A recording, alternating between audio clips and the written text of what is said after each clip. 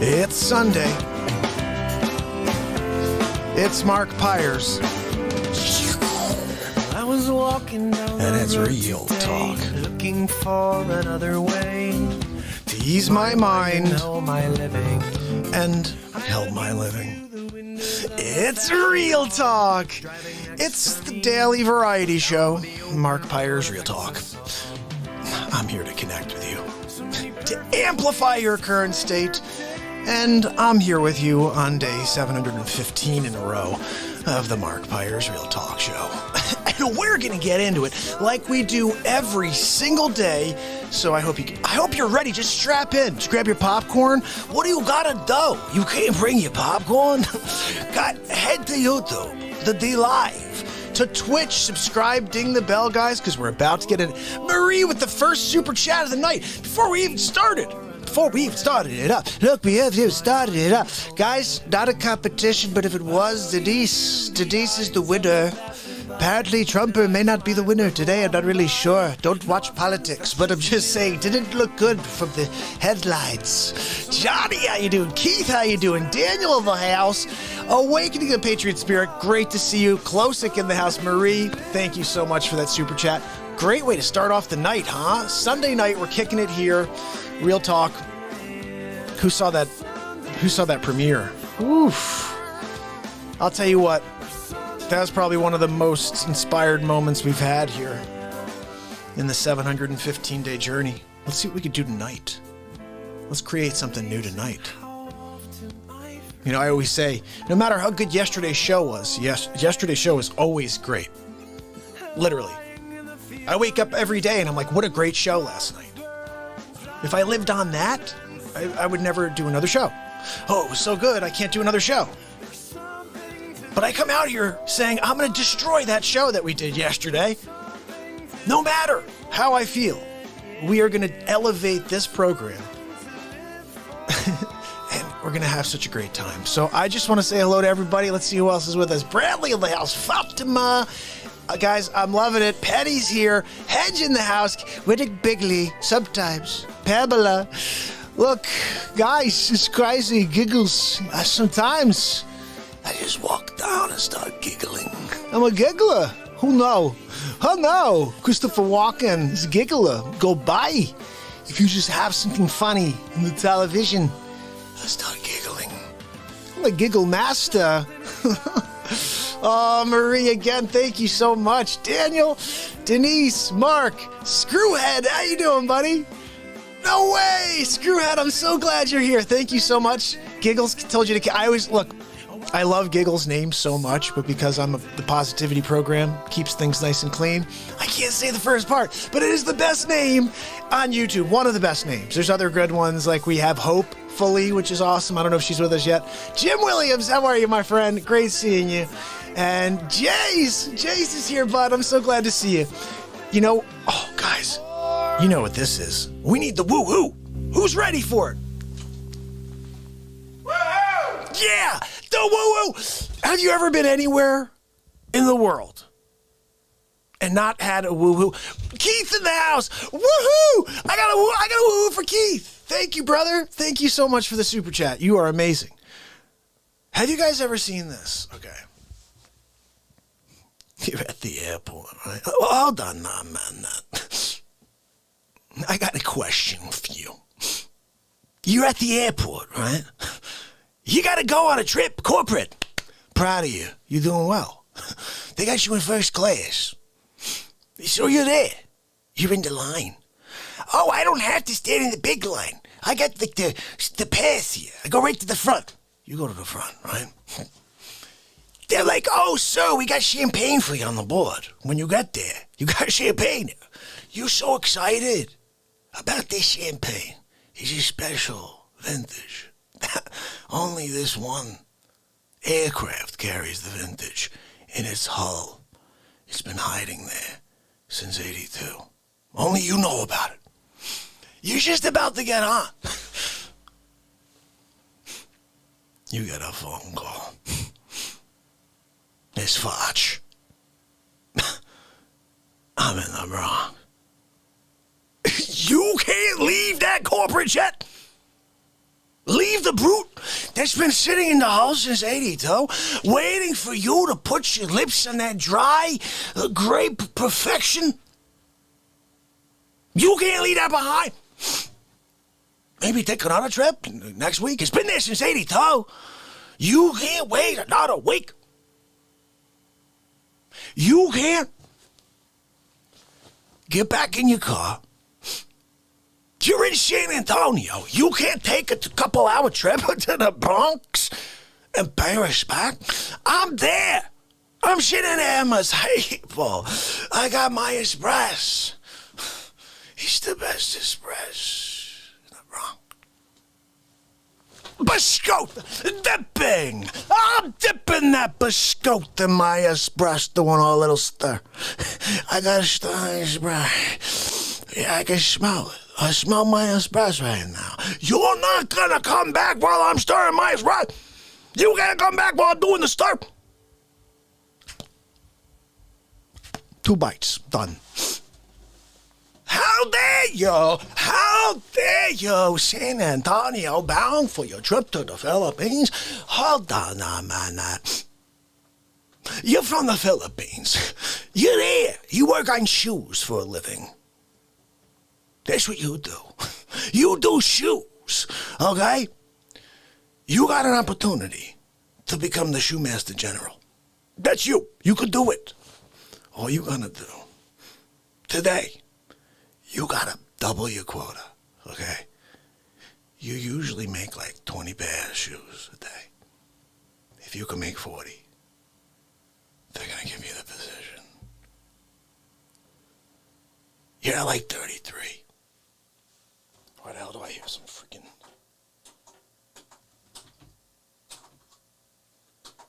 I'm getting some freaking feedback over here. You're at like 33.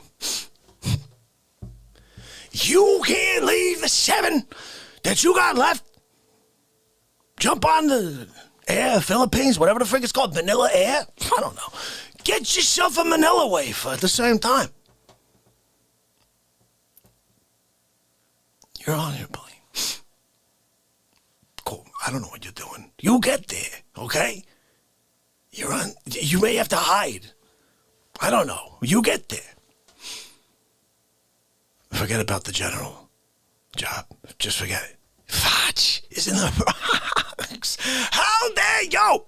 How dare you not come to the Bronx? Leave your stupid shoemaster general job on the line. Tell them, look, I'll do the rest tomorrow.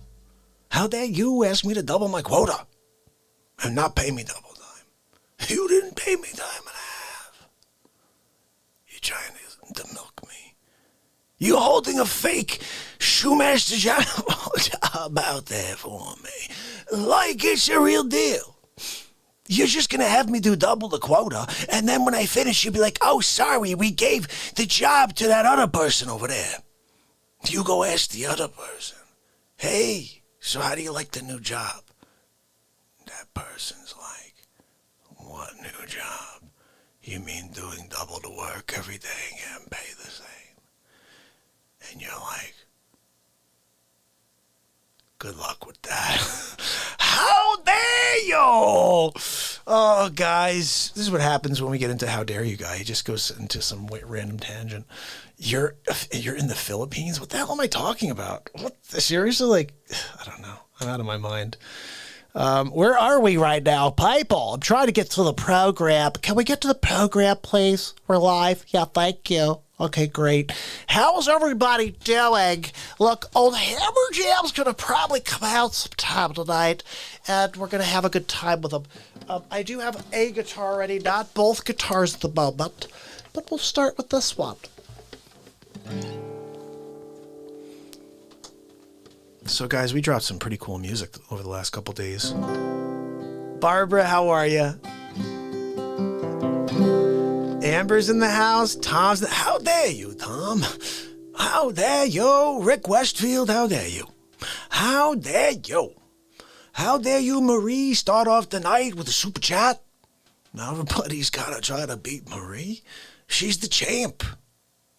And said, you got to be kidding me. Keith comes along. He's like, I could do better. Someone's going to come over and kick Keith. Yeah, okay, Keith. Look, it's how the super chat works. How dare you not understand the process of YouTubes? Go to the YouTubes. Go to the YouTubes. Joe, how did you not tell? Did you not tell your wife? Of course, no, I didn't. My Aunt Judy wouldn't let me. Oh, go to the YouTubes. Go to the YouTubes. Oh, thanks, man. The Alien, I appreciate you. The music's been hot lately, right? Let's play something. Let's see what we're doing. Yeah, please, so much. Thank you, Barbara. I learned something today. I went and I saw this behind-the-scenes thing that I'm kind of surprised. This has been there since 2017, and it's for creators. Only 800,000 people have seen this thing since 2017. And it tells you the algorithm and how it works. This is how it works, guys. The more the people who come and watch the show, share the show, like the show, whether they like or dislike, it's all the same. Like, dislike, share the show, and comments. The more comments, likes the show, share the show, and views you got, basically in the first whatever, that pushes you out. And if they see that you're getting a lot of comments, you're getting a lot of likes. For example, we have 33 people on right now. Only 16 likes as far as 17. So if we had 33 and 33 right now, we'd be looking good to YouTube. They'd be like, you know what, let's push this out. So the idea is we're here every day forever. And if you guys can, when you come here, just use your big thumb. It's a big one. The thing's twice the size of every other finger. Just tap the thing, one or the other. Oh, I hit the dislike. It's okay. Fajay will come over with an elbow. It's okay. How dare you? You're going to be like at the gas station. Oh, can you fill it up? Yeah, elbow in the fudge, too. Oh, what is that for? It's for the dislike. On December 14th, 2020. It's 2024. Yeah, I know. I told you I'd find you. How dare you? How dare you be the one? Oh, Pamela in the house. No way. 3.33K subs with 33 viewers? That's awesome. We're fluctuating around it, but you know what? This is awesome, guys. I love you. So I want to play something. We usually start off the night with something hot. I got this song that we usually kick it on. It's a song we all know, we all love. Everybody loves this one. And it's a dude everybody loves, too. Everybody's like, I love that guy. I'm like, yeah, I know. He's freaking awesome.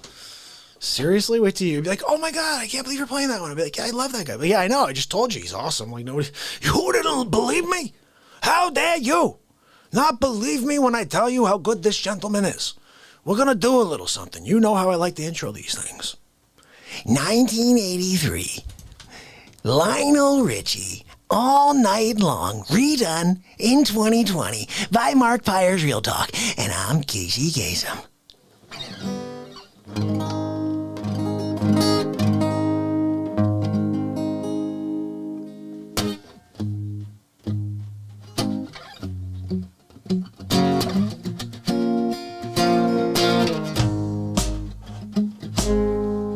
Well, my friend, time's come. Raise the roof and have some fun. Throw away the work to be done. Let the music play on. Everybody say, everybody dance. Lose yourself in wild romance. We going to party, grum, fiesta, forever. Come on and sing along. All night long. All night. All night long. Yeah. All night long. Whoa, whoa, all night long. People dancing in the street. See the rhythm in their feet. Life's going so wild and sweet. Let the music play on, play on, play on. Feel it in your heart and feel it in your soul. Let your music take control. We're going to party like fiesta forever. Come on, let's sing my song. All night long. long, all night long, all night long, whoa, whoa, whoa, all night long.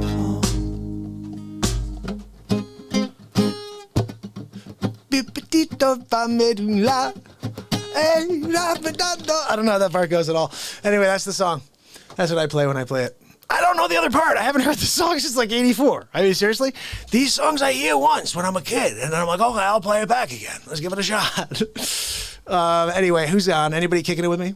All night long, Candace. We're gonna play the music. Kick it down. Hardcore. Ah, people. All night long. We're going to be rocking out now. I always say, like, share this. If you guys have a page, everybody's on some sort of social media platform. Say, look, I'm going to be here.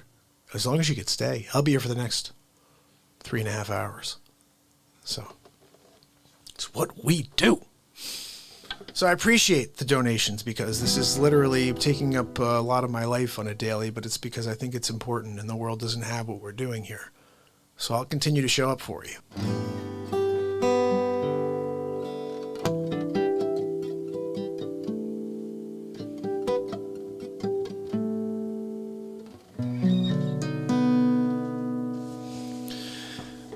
I don't know if I could play this. I'm going to try, but I improvised a song.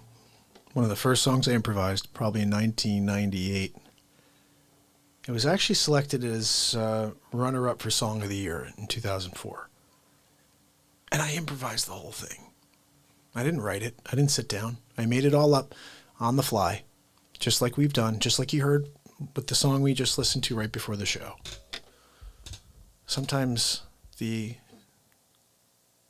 creativity that we have connects with the spirit of this universe.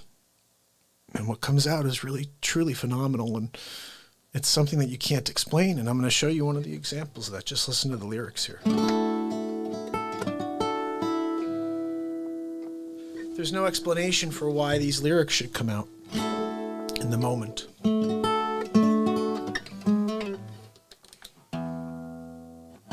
We're in the basement again. Remember, this is where I have to set up because of quarantine crap.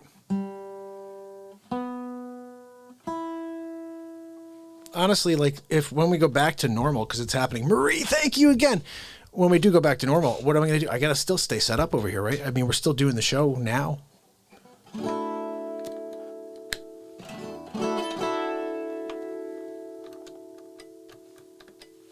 Do you have me in there? There we go.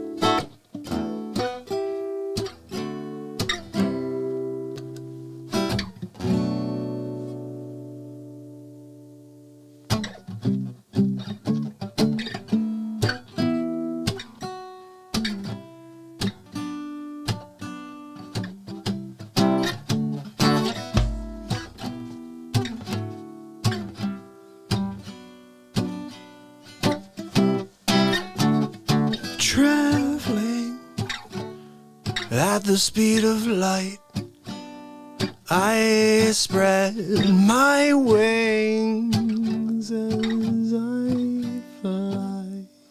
I'm on my own. Freedom, freedom never sees me now.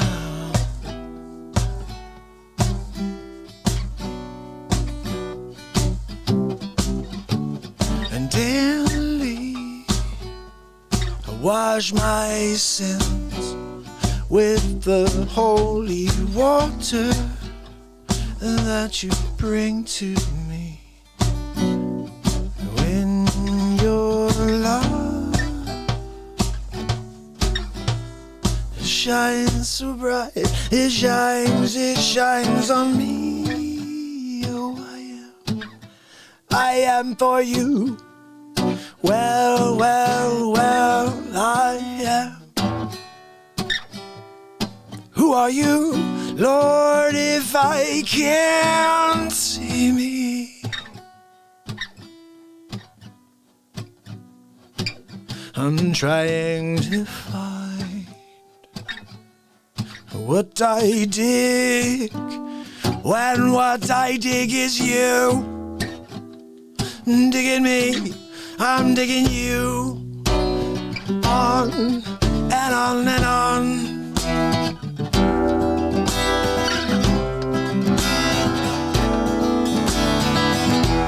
Tomorrow I'm out, but I'm out on you. You are nothing, and you'll get nothing from me. Well, I'm gone.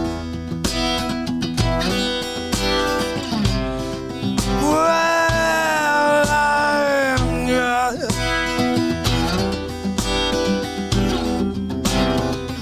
Oh.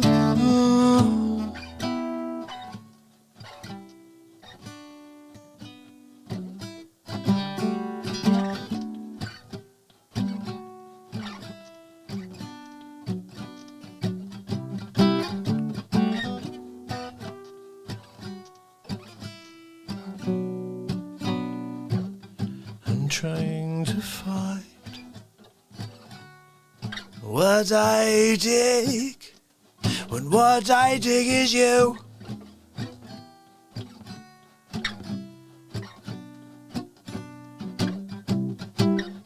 And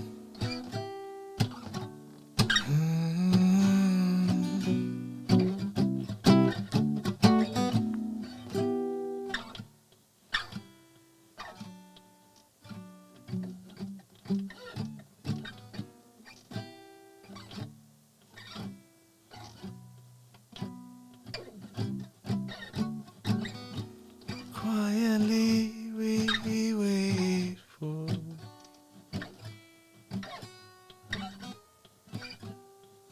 guidance. We've been waiting for millennia. Just waiting for a sign.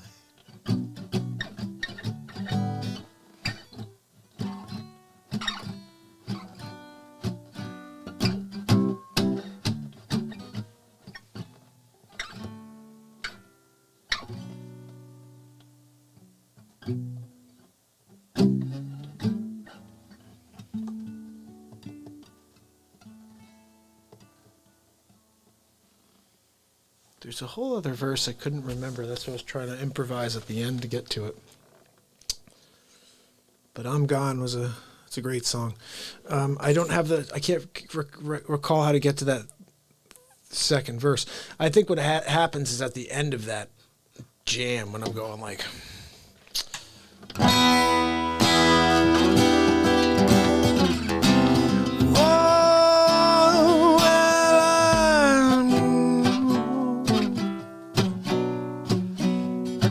I sing for me, and I sing for you.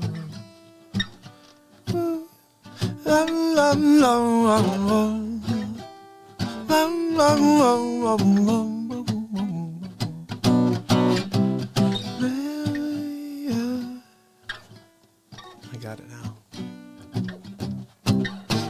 Fire from the clouds, Satan in your minds, possessing what you feel.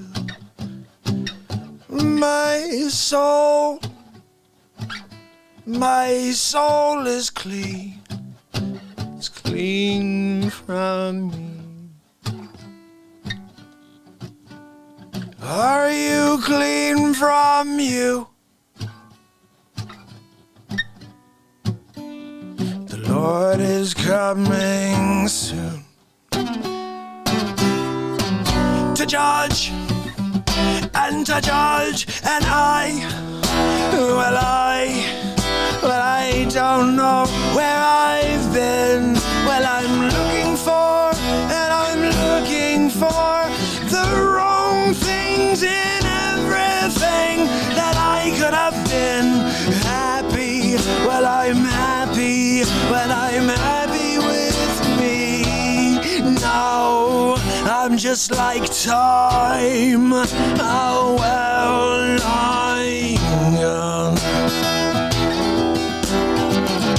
will you take me back in your arms?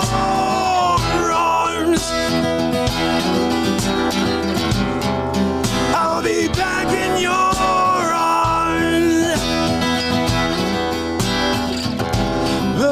I'll be back in your arms.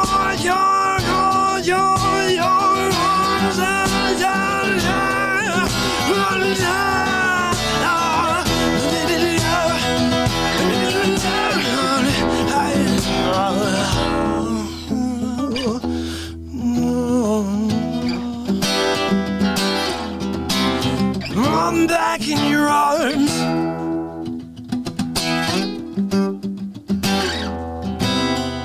I'll be back in your arms.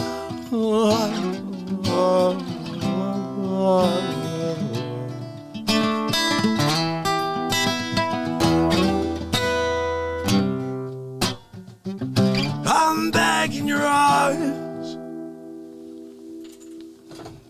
That's how the song sort of ended.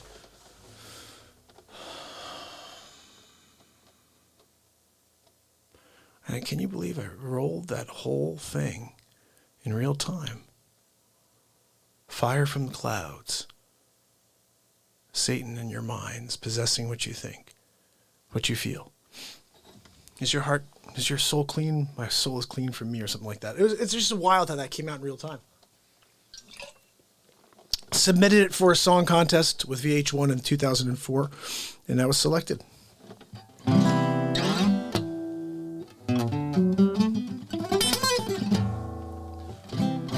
Another one was selected too. I may play that for you in a little while, but it's really mellow. Oh, thank you so much, Marie. You guys are awesome.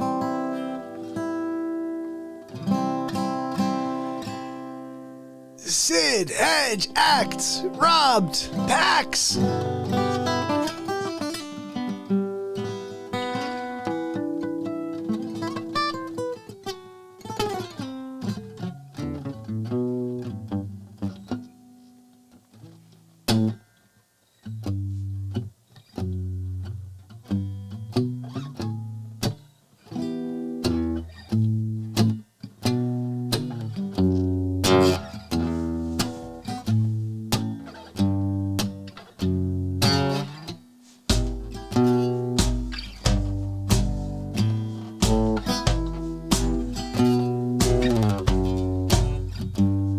Guys, I think we need a little Christopher Walken blues.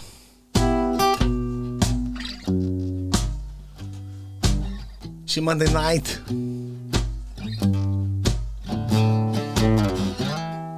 We're dealing with this CoVC 912, whatever they were calling it these days, don't know. I can't deal anymore.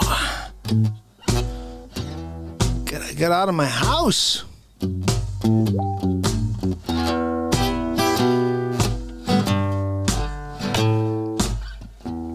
So what you gonna do? Gonna sneak out the back window. Just pick me up.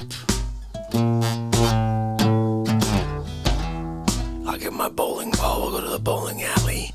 Can't do it? No? Wow!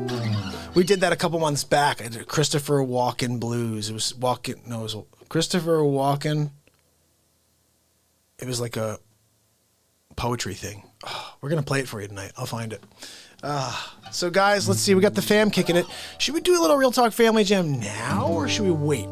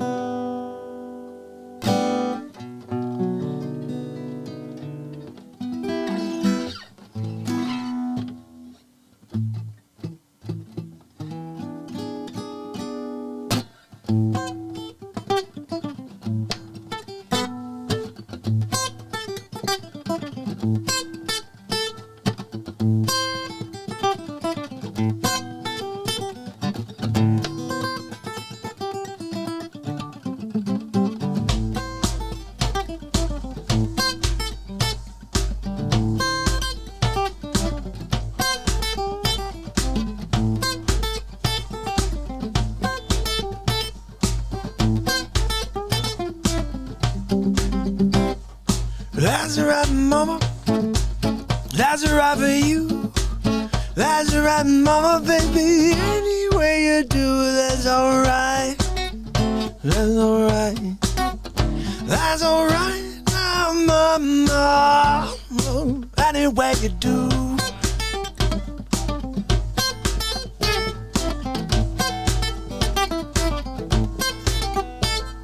Well, mama, she done told me. Papa done told me too. Son, that girl you fooling with, she ain't no good for you. That's alright. That's alright.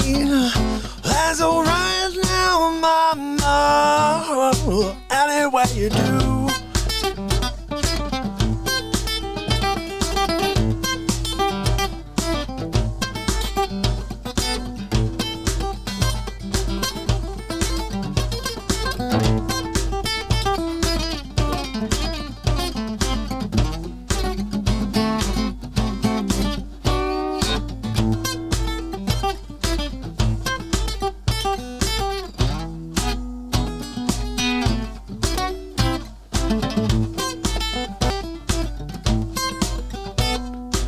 Mama, she done told me, Papa done told you.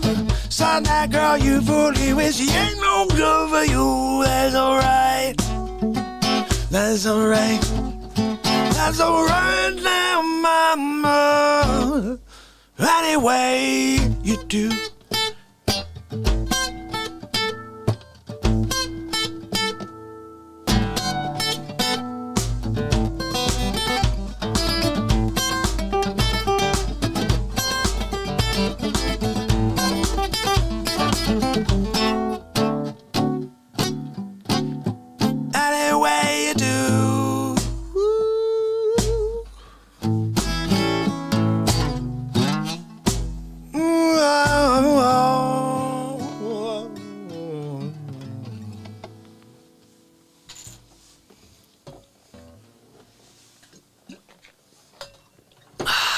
Love that tune. That's a cool tune, right? I got another one for you that this is such a cool song from back, like way back in the day.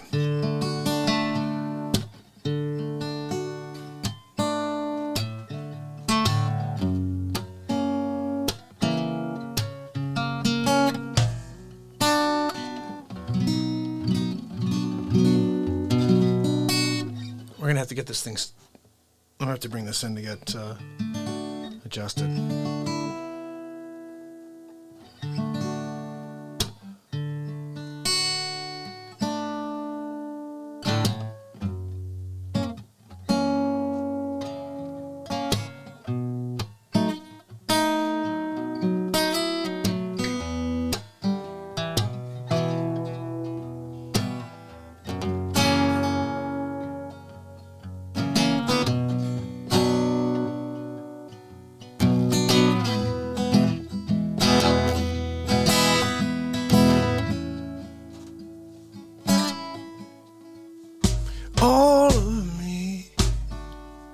Why not take all of me?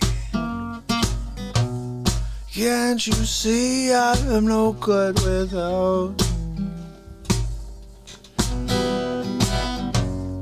Take my arms, I'll never use them.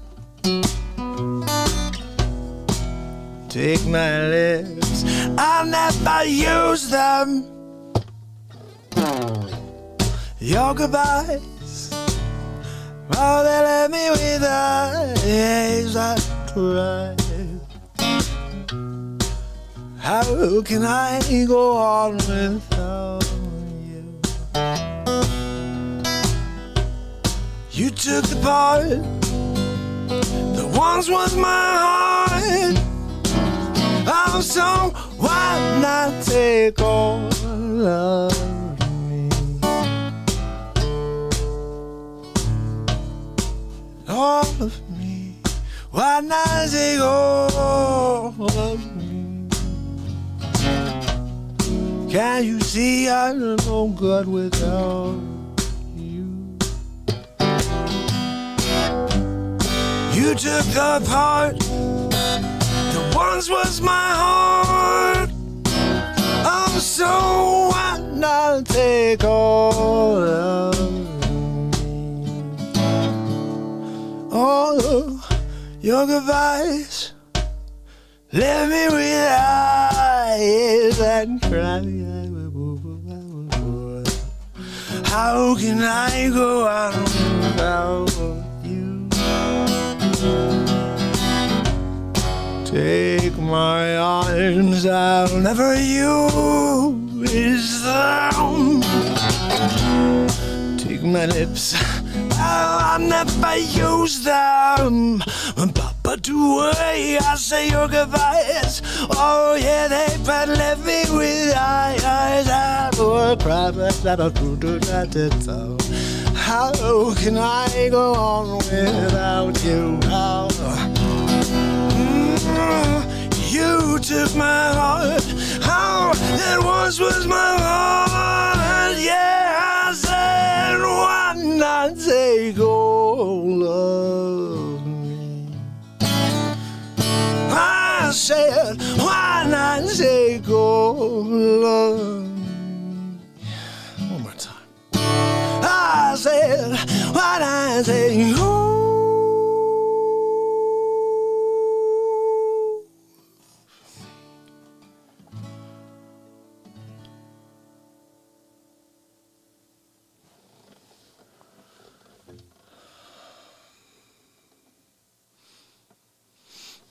Oh, how was everybody?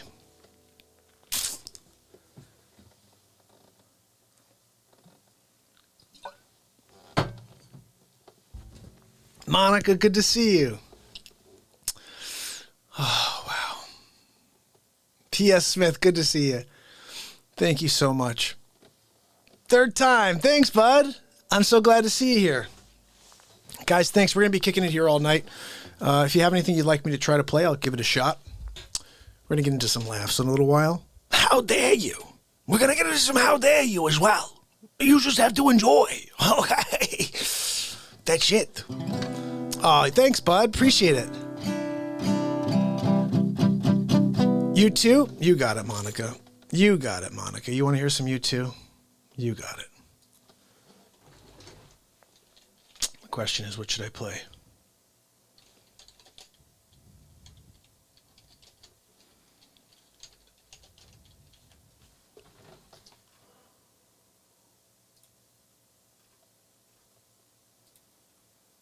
It's my wife's favorite band. I always feel weird playing him because she thinks Bono's the greatest, and he is. He really is amazing. I always am like this when I try to sing him.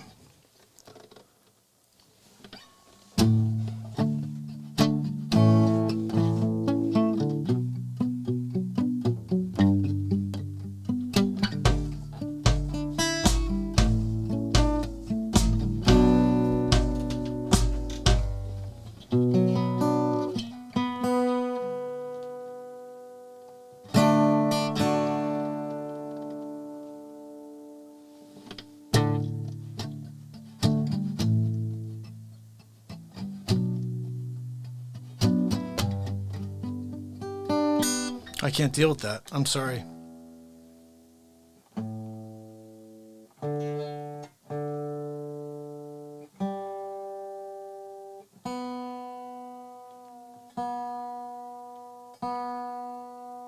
Give it to me, dude. Basement. All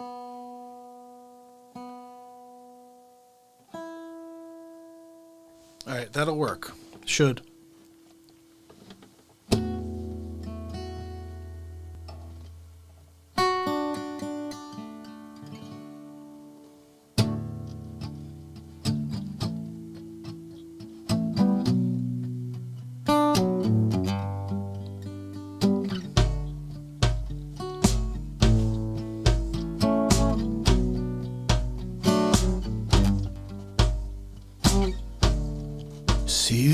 sunset in your eyes. See the fall and twist in your side. And I wait for you.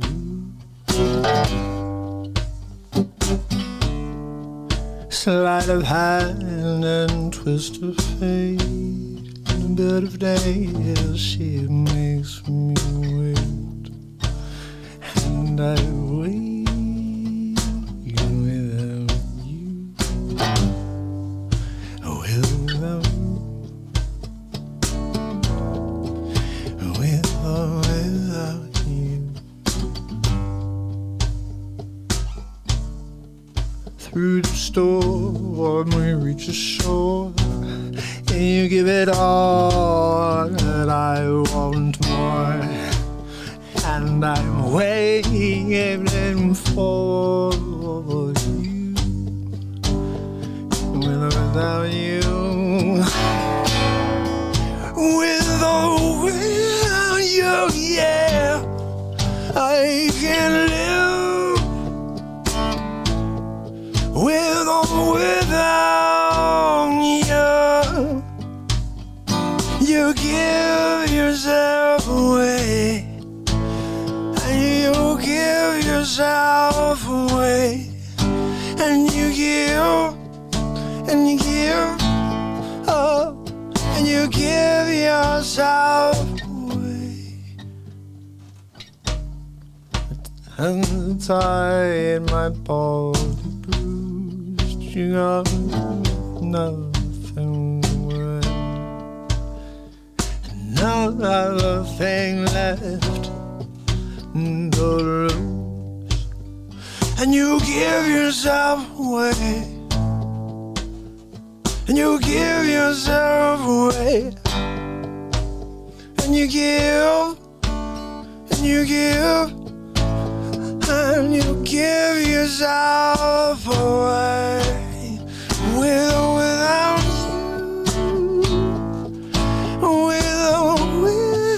you, I can't live now. Without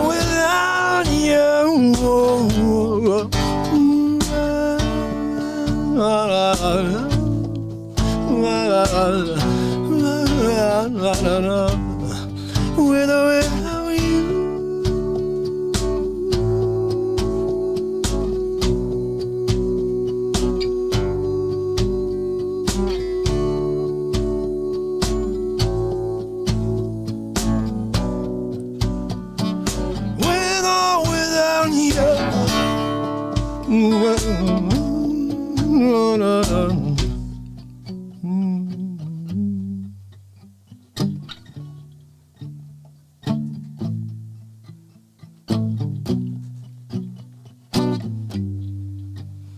I can't live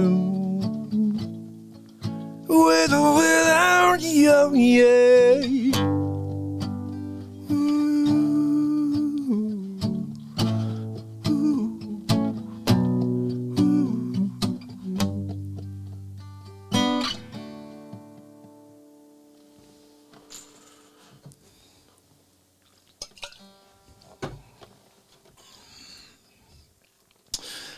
Thank you, Monica. Schmiggy!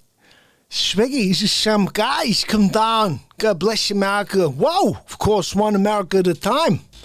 We only have one right now, hopefully. We don't split into two. You gotta sleep sofa, one side, another side a real man. Just saying.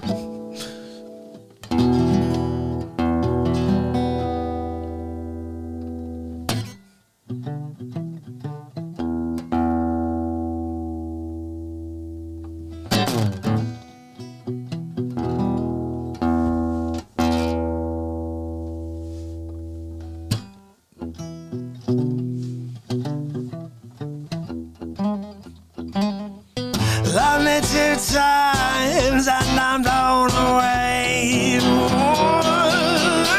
Love me 2 times and I'm blown away. That's what we do with. I'm gonna throw that pick. I'm throwing the pick. You throw Jim Morrison out there like that, you got to throw the pick. I'm throwing that pick. That's a Jim Morrison pick throw right there. You can't not throw the white pick when you're doing a Jim Morrison tune. How dare you? Hold on now, man. So your name is MARKPIRES. You played Toad's Place, where Jim Morrison was thrown into jail for putting some crazy things out there and doing things very bad. I don't even know what he did. He's a sit-down comedian. Yeah, I guess you're right. I'm gonna throw a pick. Wow, guys, Rita, she threw the pick to me. You catch it, Rita, catch it.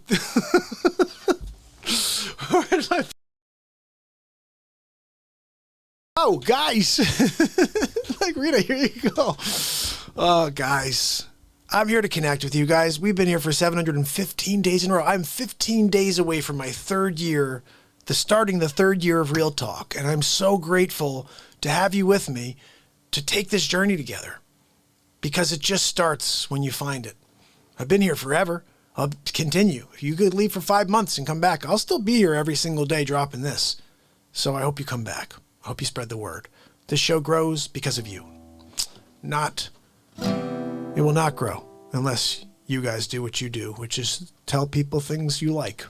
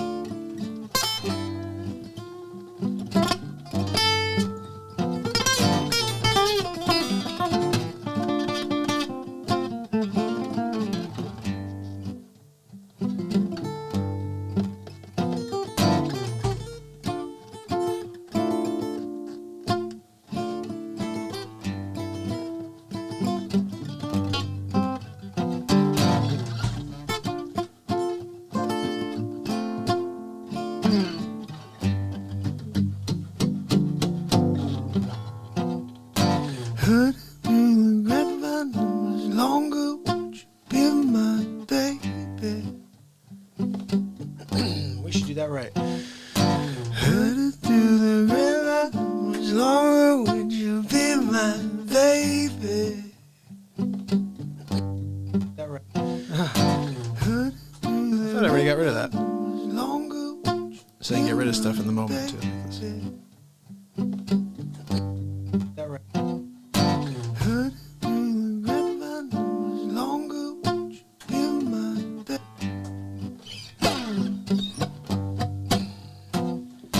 Heard it through the grapevine was longer, would you be my baby?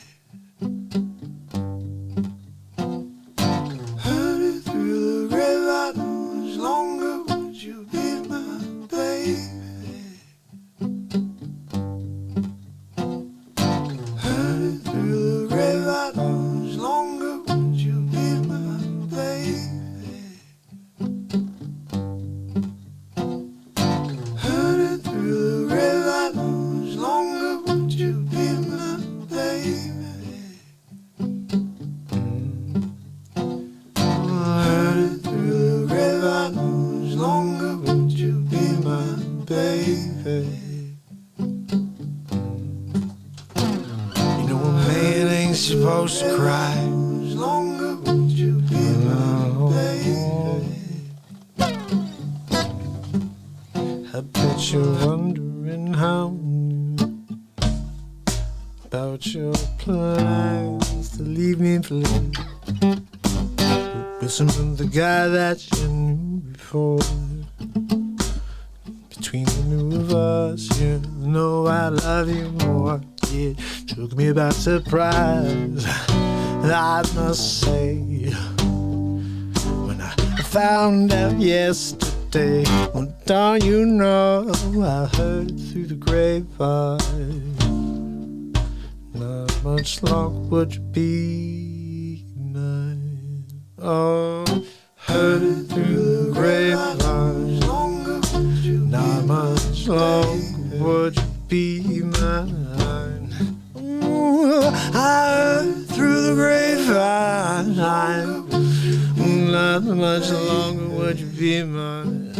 Ooh, heard it through the grapevine. Much longer would you be my baby? Heard it through the grapevine. Much longer would you be my baby? You know a man ain't supposed to cry. Much longer would you be? These tears I can't hold inside. You were in my life, you see, because you mean the most to me. It took me by surprise, I must say, when I found out yesterday. Well, don't you know I heard it through the grapevine. Well, how much longer would you be mine? I heard through the grapevine. Oh no, not much longer would you be mine, yeah.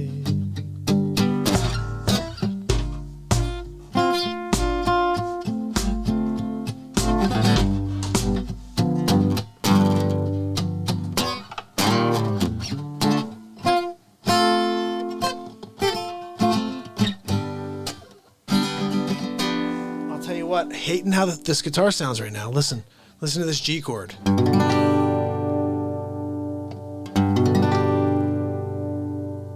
Yuck is a good word for that one. Guys, you crazy. We're gonna do one more song before we laugh. And maybe we'll laugh in this one. Who knows? Frank James, what's up, brother? Everything's out of whack here. It's just the intonation's weird with this weather.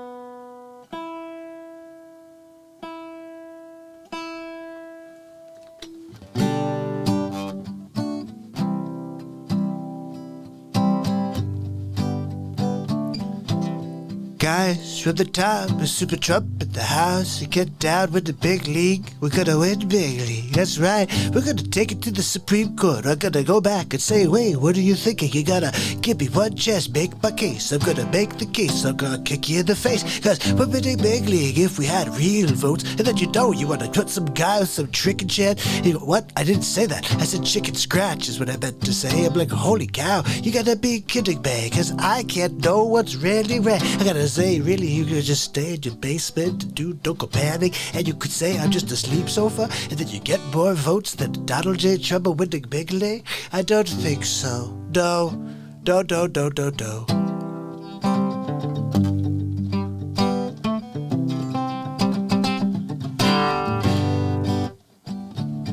Guys, let's do some little real talk family jamming.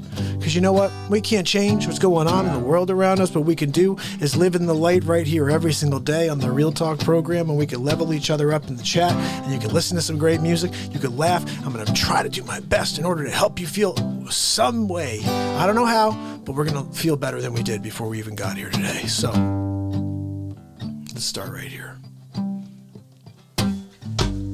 Monday night, the Real Talk Show, day 715 in a row. Gonna get down, but not too low. Gonna lift each other up to the sky. Oh, oh, oh, oh,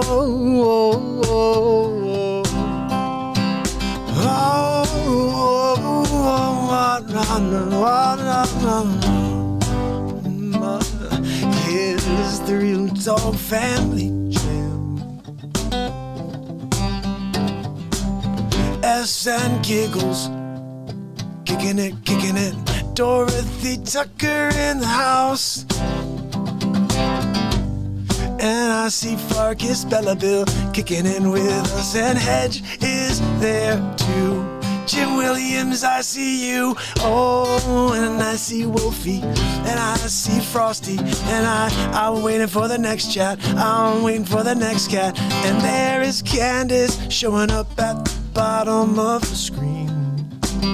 She says, honestly, I hope what he says isn't true. I hope not too. I don't know what you're talking about. But that's up to you. Look, that's not you. You don't. Look, how dare you? I can't even go right into how dare you guy. Always in the D&G, that's what the X says. And we got Awakening Patriots, say love this. And we got Jose, no, it's Jesse. And I can't see very well with my glasses, see. And we got a Hedge in the round. I see a Giggles too. And a Jim Williams said, hi, I know too. I said, look, I kind of said, whoa, what's going down? And Rob, maybe I'll take a breath right now. I said, winning big league, winning big league. It's the Real Talk Family Jam. Whoa, whoa, whoa. Guys, you come down Monday night. Real talking. We're gonna talk real. Now, I'm gonna talk about the world we're living in. It's a crazy sin that they're doing to us. They're putting us in a box. You say, yo, you gotta take this vax or else you're gonna have to go and camp. And if you don't like it, I'm sorry, this is 2020, communism, United States, America. Look, you got a sleep sofa in the office. You can't deal with it. It turns into a piece of furniture at 9 o'clock, turns into a pumpkin at 10. What you gonna do? Gonna have some laughs with the guy till Kamala Chameleon pushes him down the stairs and says, I'm the president now. And we say, no, please, no. Oh, I'm gonna run away. I'm gonna find my way. Gonna find another way to live. You know, you gotta go down to the Caribbean. And you gotta say, yo, where's Tupac? You know he's kicking it. You know he's somewhere down here. You know he's not letting it down. You know he's not really dead. Look, you know he's kicking it somewhere down in the Caribbean. He's got another two. He's got a Tahiti lady. He's got something in his hand. Maybe a drink. Who knows it? Because he's the man. That's right, it's Tupac, man. You could have win a big league. But tonight, I'm Tupac Trump. Yeah, I said to win a big league, win a big league, win a big league. Patsy, don't go near my gold toilet. I tell Melania all the time I should put a sign on there too. No number twos from the number two. Oh, it's the Real Talk Family Jam. Of course, it's the Real Talk Family Jam. It's Real Talk Family Jam. Look, Owen Wilson, we're going to come here on the show. We're going to go now. Look, we're doing another Wedding Crashers. Who's coming? We're going to crash the party. We're going to go to, wow, Owen, take a back seat. Look, my daughter, she didn't like you. Then she did. I guess you married her. You can't do any more wedding crashing. You got to be a man now. Now, have some kids. Grow up, get a job. Maybe you can go out and you can say you're not a slob. And we'll say, wow, he doesn't have a maple syrup conglomerate down in Vermont. No, he doesn't have a chocolate factory like chocolate. I can't even think of it. Of course you didn't. Can't even know. Gonna smoke a stogie. Christopher Walken now. Gonna go, oh, brown cow with the south and you're gonna say, oh my God, wow. It's the Real Talk Family Jam. Whoa, whoa, whoa, whoa.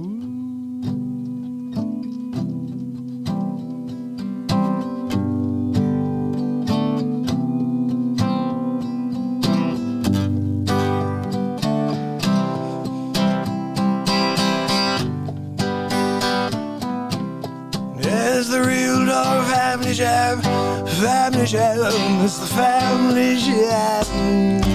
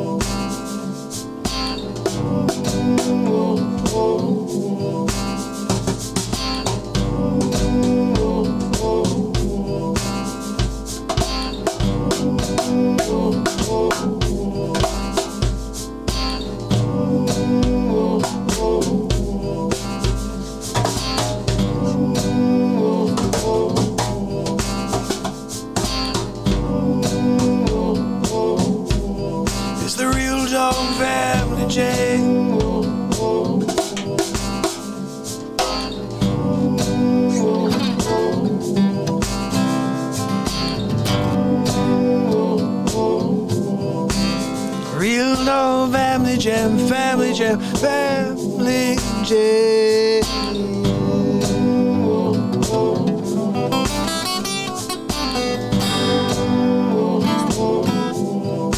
Real dog family jam. Real dog family jam. The family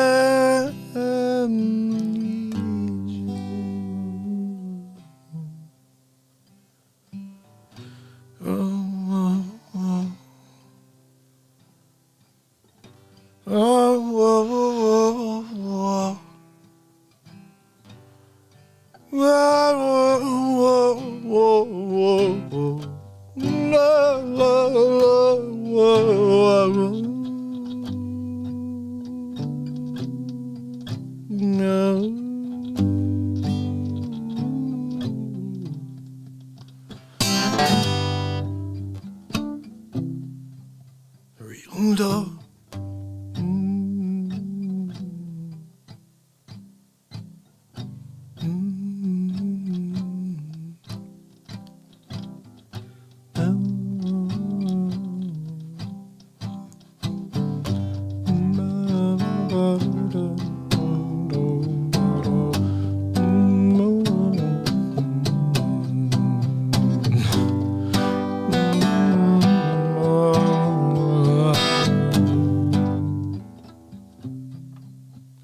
Real Family Jam, Family Jam, Family Jam.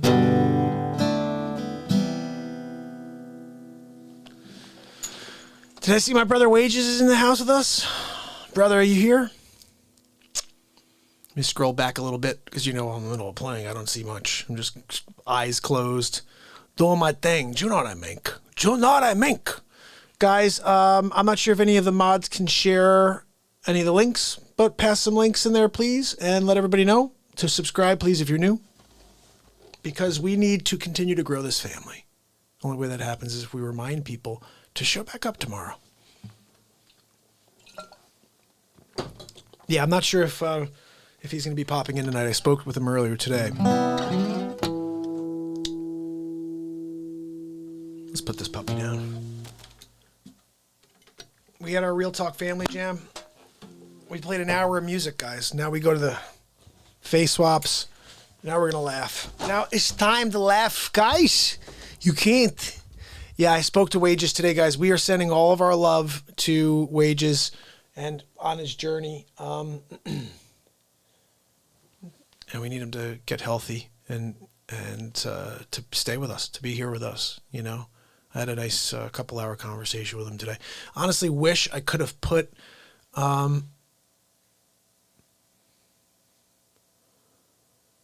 is he going to call in here? That would be awesome. Yeah, I was going to say we're going to take some call-ins later on for sure. Thank you, Wolfie. Yeah, you could PayPal or Venmo or Cash App are ways you could support the show in the back end. Super Chat's obviously an option too, but thank you, Wolfie, for putting that up. Guys, I just dropped a podcast. I'm going to drop it over here for you. This is the newest podcast.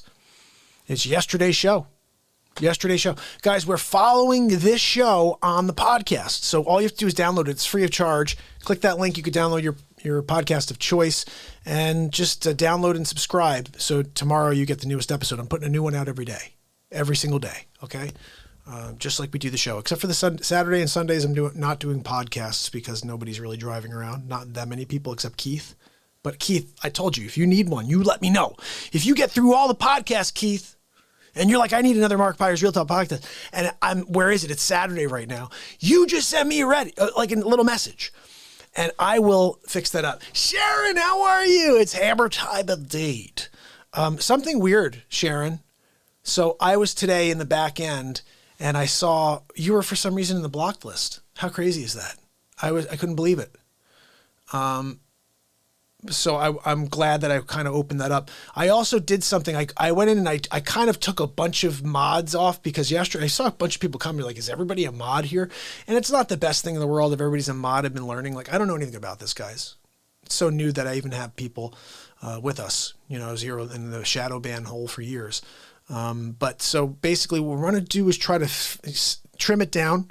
I'm going to keep my eye out, though, and see who's really like promoting the show, helping us get the links out there, etc.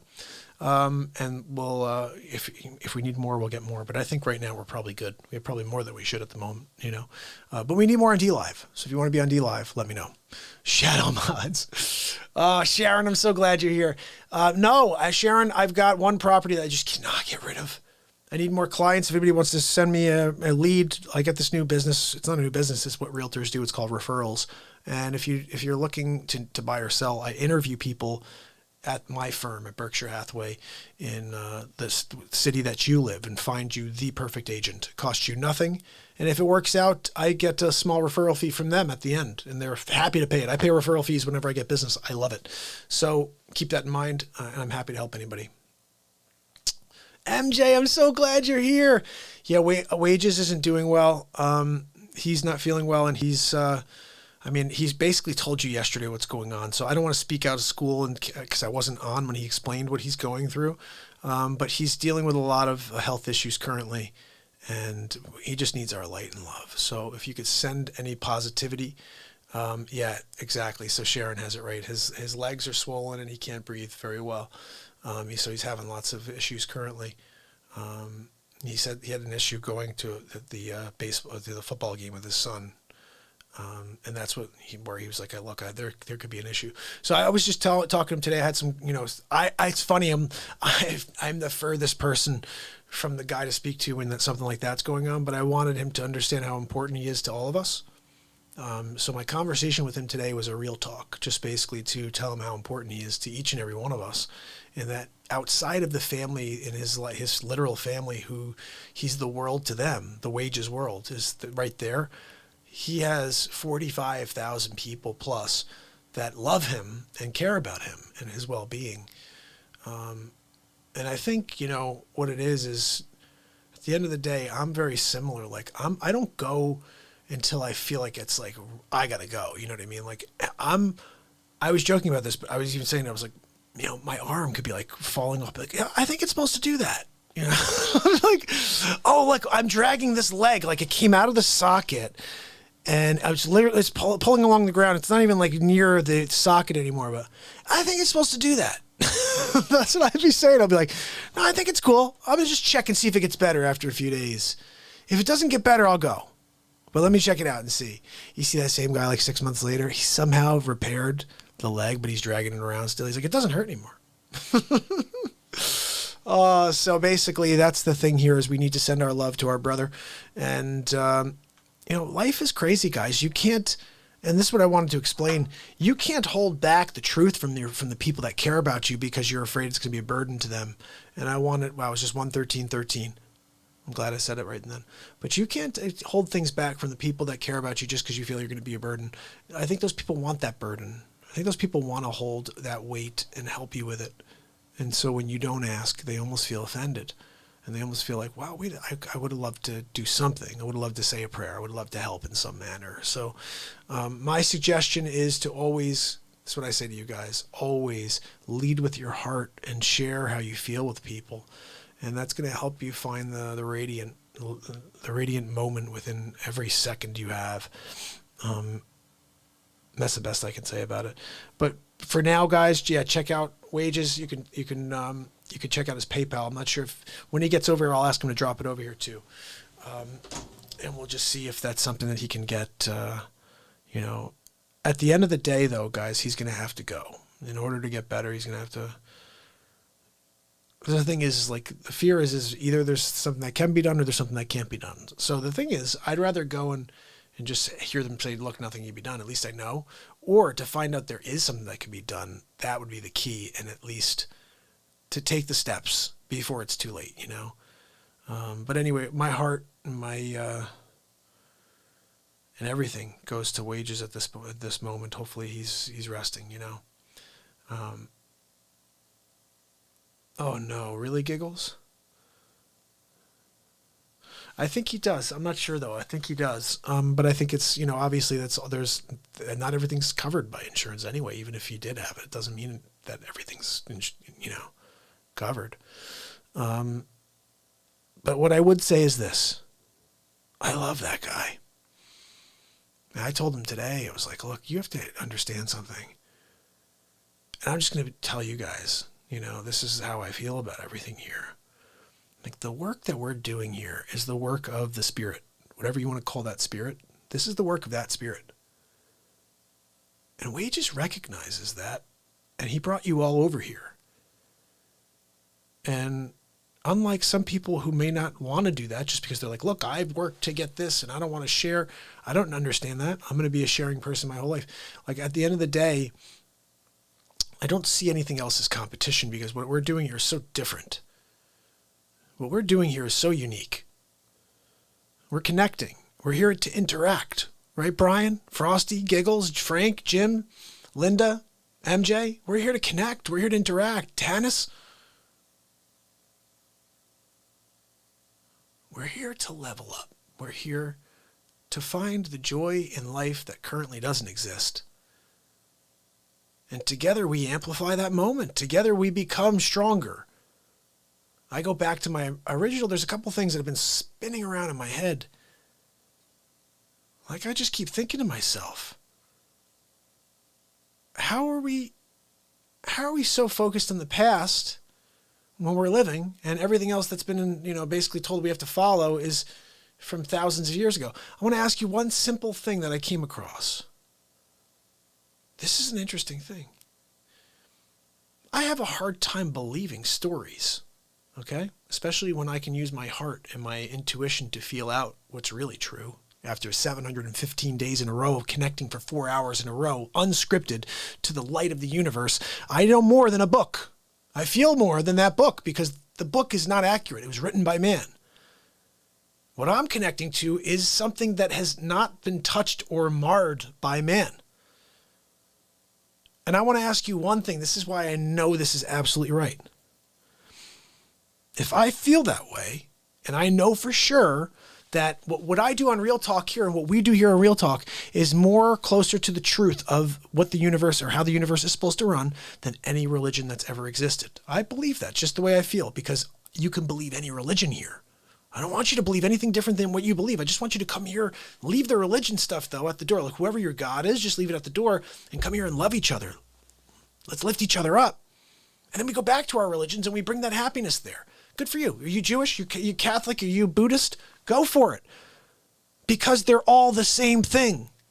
I said this the other day. These are all words. You guys, we all created words. We created words over the millions of years that everything's been created by man. Okay, let's just get over this whole concept and make it very explainable to everybody on the planet. So if we equate an emotion to a word, that's basically what's going on. Or feeling, an emotion, an action, there's a word. So the word for Jesus Christ is, for us, it's Jesus Christ. But you know that's not the real word. The letter J didn't even exist. So, you know, you can't say things like, oh, this, that, another thing, when we created words for these things, okay? Bigger thing. We've killed how many people? There's no way to calculate how many people have murdered each other over a religion. But the crazy thing is they were both feeling the same emotion. If they got their God out of the way and they realize that when they feel the faith that they have towards that God, it's the same exact feeling that that dude over there has for his God. You're connecting on the emotion, not on the entity itself. That is the weirdest thing I've ever seen. Like, oh, my God is better than your God. You're the true God. Oh, my goodness. What's more realistic is that we are all, and this said this yesterday jokingly, but it's serious, we are all aliens. We are all aliens. We are from a different universe. We are entities that are born into human form. We live a life here. We don't understand the complexity of our afterlife or pre-life, whatever, because it's something we can't comprehend in human form. But we come here. We spend a life here. And we're taught one of two things: to listen to the rules that man has created, or to listen to the intuition that the universe is giving us and live in it.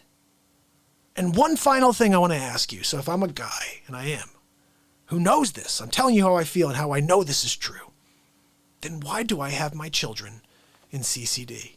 And I do. Why do I have my kids in CCD? And my wife, I'm pretty sure, feels the same way as I do. Not as complex and not as deep as I'm explaining this, because this is as simple as it gets. We connect on the emotion of God, the emotion of Allah, of Judah, whatever you want to call it. The word was made up to attach to that emotion we all feel together. So if we all feel that, why am I putting my kids into CCD? Why? Very simple. If they fear, then they are what? They are controlled. It's as simple as that. If we know the truth and we're telling our children that we love more than anything, that they need to go and follow this and follow that. Look, I don't think it's all wrong. I don't. I think there are pieces of it that are absolutely right. But when man puts their finger on anything, they destroy it. You tell me, how many people on this planet would you trust with a document to turn your back and say, oh, okay, I'll let them do whatever with that and I'll just wait for it to be exactly the same when I get it back? It doesn't work that way. We are shades of gray as human beings. There's no good and evil. We are judged by our actions at the end. I think we may be judged by the people around us. Isn't it a little bit more realistic that we're judged by the people we encounter on this journey of ours, more than some entity who's all-knowing and ever-present? And right now, he knows what's in my head, what I'm thinking right now, my invention that I'm thinking of right now. God's thinking about it right this second. It's not like the way they tell you, because if you search your soul, you can sense what it's really like. I think it's really more like what we're talking about right now. It's about the love. It's about the light. It's about connecting. It's about becoming one again. You know, I watched something very interesting because I'm trying to get a feel now for other religions and what they believe. And I happen to listen to a faith. I won't say what it is, what faith, but they were saying something that's very interesting. It sounded like real talk, but they were dividing themselves from the world. All right, let me explain. They'd say something like, we're the ones. We're the ones. When this person comes back, I'll tell you what, it's because of us and because we're one.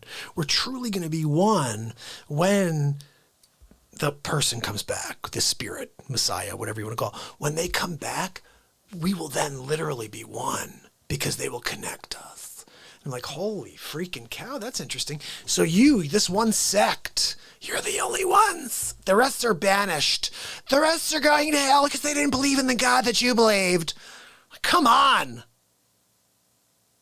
Who you believe in has nothing to do with where you go, who you are, how you are, what you do, and how you treat others. Those things matter.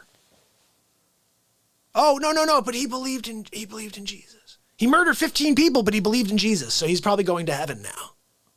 I'm sorry. He believes in a guy whose name used to be something different. Jesus isn't a real name.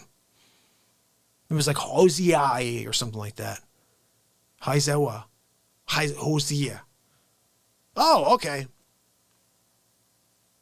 In the name of Jesus. Well, wait a second. 2,000 years ago, that wasn't his name. We made up the name Jesus. And we're forced to go around. Guys, I'm not saying none of this is real. I'm just telling you, just look at what's real, like to you, and what's accurate. And also, isn't it better to still believe what you believe and just live in the happiness instead of all the other garbage? That dogma is what's killing our society and our world. That's why when I say here, if you want to believe in Jesus, believe in Jesus. If you want to believe in Buddha, you want to believe in Jehovah, you want to believe in anything but Satan, come here, believe it, but just leave it at the door and then just realize you still have that God there. That God's never leaving you. This God's there, absolutely. But here, we're going to live in the couple of base tenements to those religions that they forgot about. They're like, hey, look, we got to love each other. We got to care about each other. We got to laugh. We got to sing songs. Then they're like, but then we'll banish you and we'll smite you and we're going to kill. Oh, okay, man. Man comes in and says, how do we control? So it's just one of those things, guys, where I want us to realize that you can't spend your entire life sitting there believing something that was written by a guy who never even met Jesus. It wasn't written by Jesus. It wasn't even. Most of the Bible apparently was written by a guy who never even met Jesus. That's like somebody hearing about me and writing a book about me 70 years from now. And like, that's what we're going to tell everybody to follow forever. What this guy over here wrote. He's not a freaking angel. He's not some divine spiritual being. He's a guy who wrote a story. And we've been following it for thousands of years. They took out the books that really matter. Oof. Okay, and that's something else that someone just said to me. It was very interesting. I never even thought about this. Matthew, Mark, Luke, and John. Where are the other 8 apostles? Why don't we see their books? What, are the only 4 that wrote it down? They all had a story. Why don't they want us to see the other 8? That's an interesting question. You know, I used to do a very funny joke about Jesus that he was, I used to do this as a stand-up bit, that he was kind of like a ham, you know? And like I told you, he was a funny guy. And Jesus is, they're all on a boat one night. And I was doing magic at the time. I was doing a lot of like cool magic tricks, David Blaine magic tricks. And I was doing this levitation trick for a little while, which was kind of cool. And so I'm on stage and I'm talking to the crowd. And I said, you know, Jesus, he really was a ham. And they're asleep on the boat one night, middle of the night. And, you know, they got stuck in a sandbar. And Jesus gets out and he's pushing the boat. He's like, they're all asleep. I'm not going to wake them up. Jesus, he's going to let them sleep. I'm not going to wake them up. He gets out. He pushes the boat. The boat starts moving. One of the guys wakes up, like Peter, Paul, or whatever. And they look over. It was not Paul. Peter or John. And they look over. They're like, oh, look at Jesus. He's walking on water. And Jesus is like, oh, no, yeah, look, I'm walking on water. And like this funny joke about how he really is a sandbar. Yes, Tana said something interesting. She said, if you're depressed, you're living in the past. If you have anxiety, you're living in the future. If you're at peace, you're living in the present. I think that makes sense. Right now, I mean, when we come here, we live in the present, and it feels awfully nice, doesn't it, guys? We come here and we connect in the moment, and we just let something happen. We've been here for an hour and 30 minutes. I haven't played one face swap for you or anything yet, you know? Oh, I'm not trying to rip apart Jesus at all. I hope they're not taking it that way. I absolutely think Jesus is amazing. And I think he was an amazing spiritual being. And I think that unfortunately people cannot catalog someone like that and put it in a book where you can't put the detail down that's necessary. And I think that if you were able to go back in time, you'd find a few things about Jesus. He was a hilarious guy, extremely funny. He cared so much, but his messages were about love and peace and connecting and none of the other stuff that the church created. So my point is this, Acts, I just want you to know, Jesus is the idea of pure light. And that was just kind of like watered down by the church by creating all these things and making up all this other stuff. Like, why is it a bad thing if he was imperfect? Why would that be such a bad thing for him to be human, fully human? Oh, wait, he was here in human form, but he was perfect.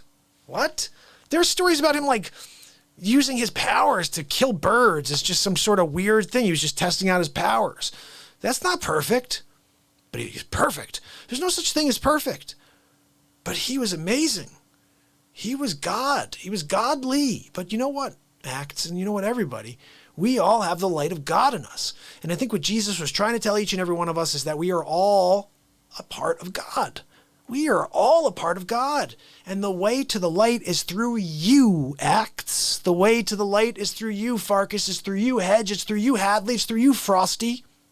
It's not through some building. It's not in some book.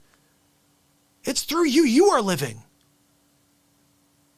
The answer, the light, is already within you. The question is, are you willing to search for the keyhole?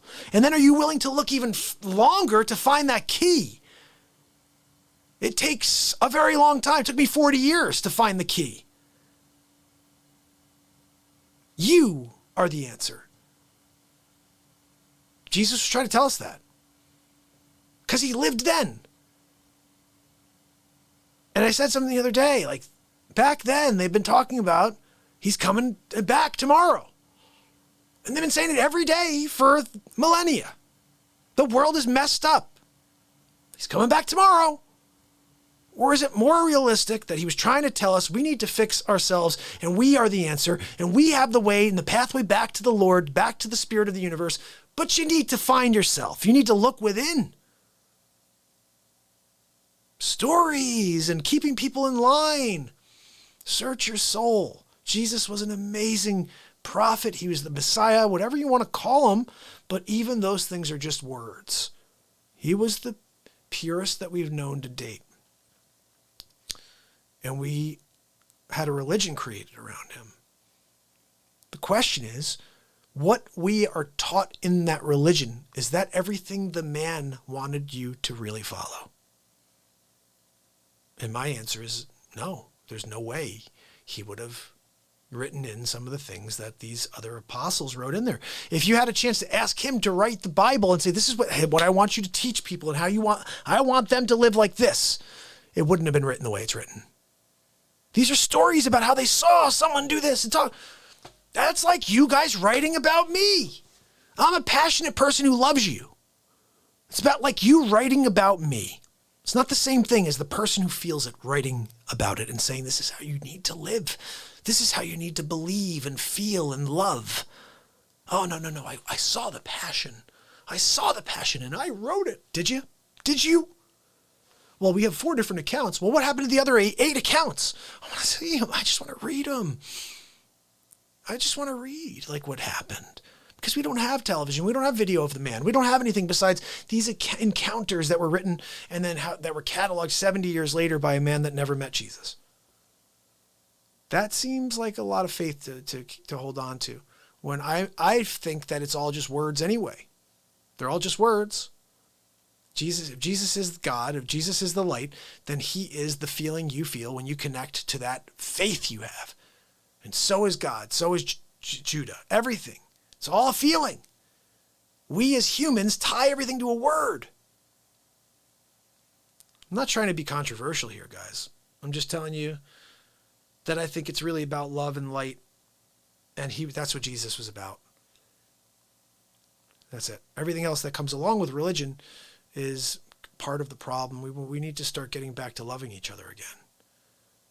And the control point of it is the problem I have. I just don't like the control side of things, you know.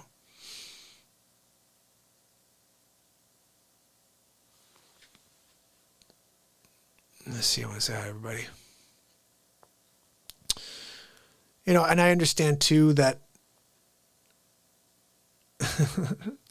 not just like I think we should move on to how dare you. Totally. Blind fear. It's a personal spiritual journey. Absolutely. Like I said, my biggest thing, guys, is I want you to love. I want you to love. And if you love and you're connecting to whatever your faith is, as long as it brings you to love, I'm happy. And then you are on the right path. Because all religions lead you to the path to happiness. Then the other stuff within it is what I get like, ooh, geez. But just stick to the most important stuff, the positivity within it, and you're going to be great because all religions have that at the base.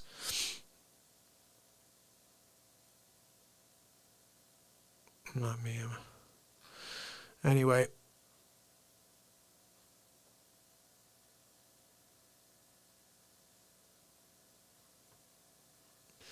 Yeah, I mean, that's the other thing too.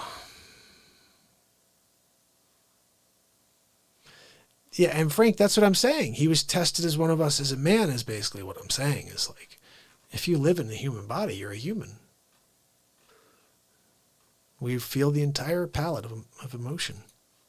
It's a wonderful thing, but it's also, there's lots of downs as well. Like, nobody lives in the sky. So, again, I just think it's important for us to think about reality and think about we live and we have this daily occurrence where we go through 1,000 emotions. Why would it have been different 2,000 years ago? It's black and white back then, good or evil. I don't know. I just think that we live and we experience life. So we know that things are a little bit more complex. And that's a good thing. It's a good thing that we get a chance to live. We get a chance to experience it all. So, that said, did you guys hear? This is kind of crazy. I can't even believe this. This was something it was a dare, really. This was a dare for the Real Talk Show.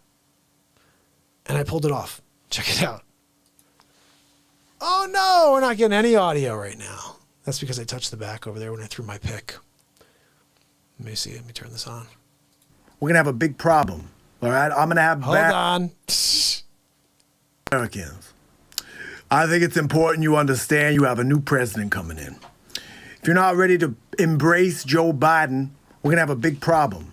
All right? I'm going to have Barry come after you. We have the Secret Service, and they don't play around. No, they're gonna come sick the dogs. I got a dog sicker. That's right, it's Hillary. And she's gonna take you down. Hell, let's be honest. I'm gonna take you down. That's it. Sometimes you get taken down by Miguel.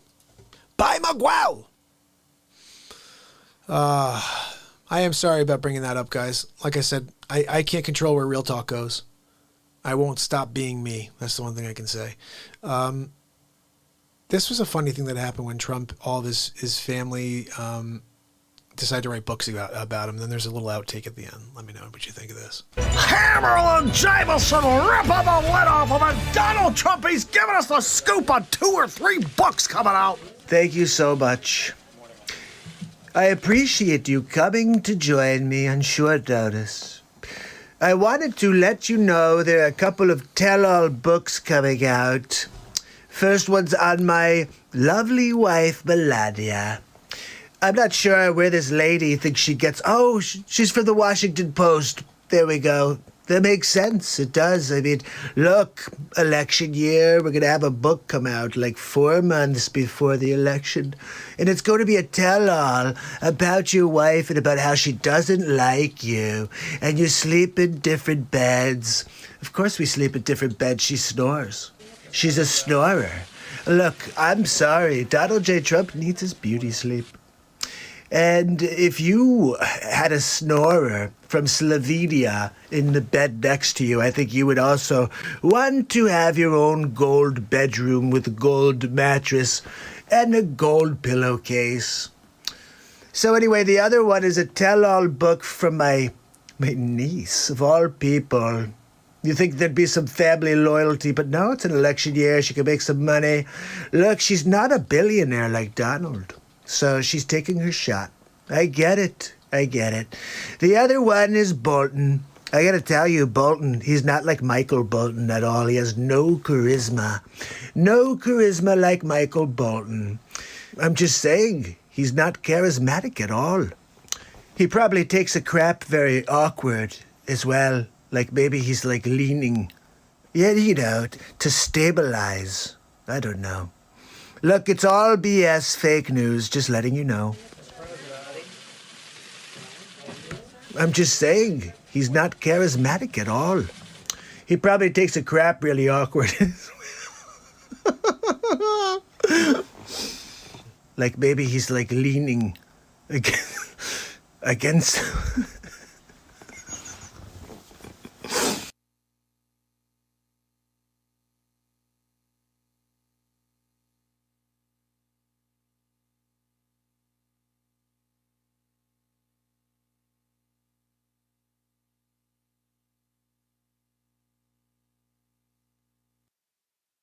Jim, you there? Yeah, I'm here. Jim Williams. Everybody say hi to Jim Williams. He's kicking it with us on the air. Hey. Hey, buddy. How you doing? What's going on, family? I'm so excited to get you on the air, bud. Well, I know we talked about it, but I'm kind of shy, and I don't know what to say and stuff. That's all right. I like even this. I know you were just calling real quick to say hi, but I did want to bring you on.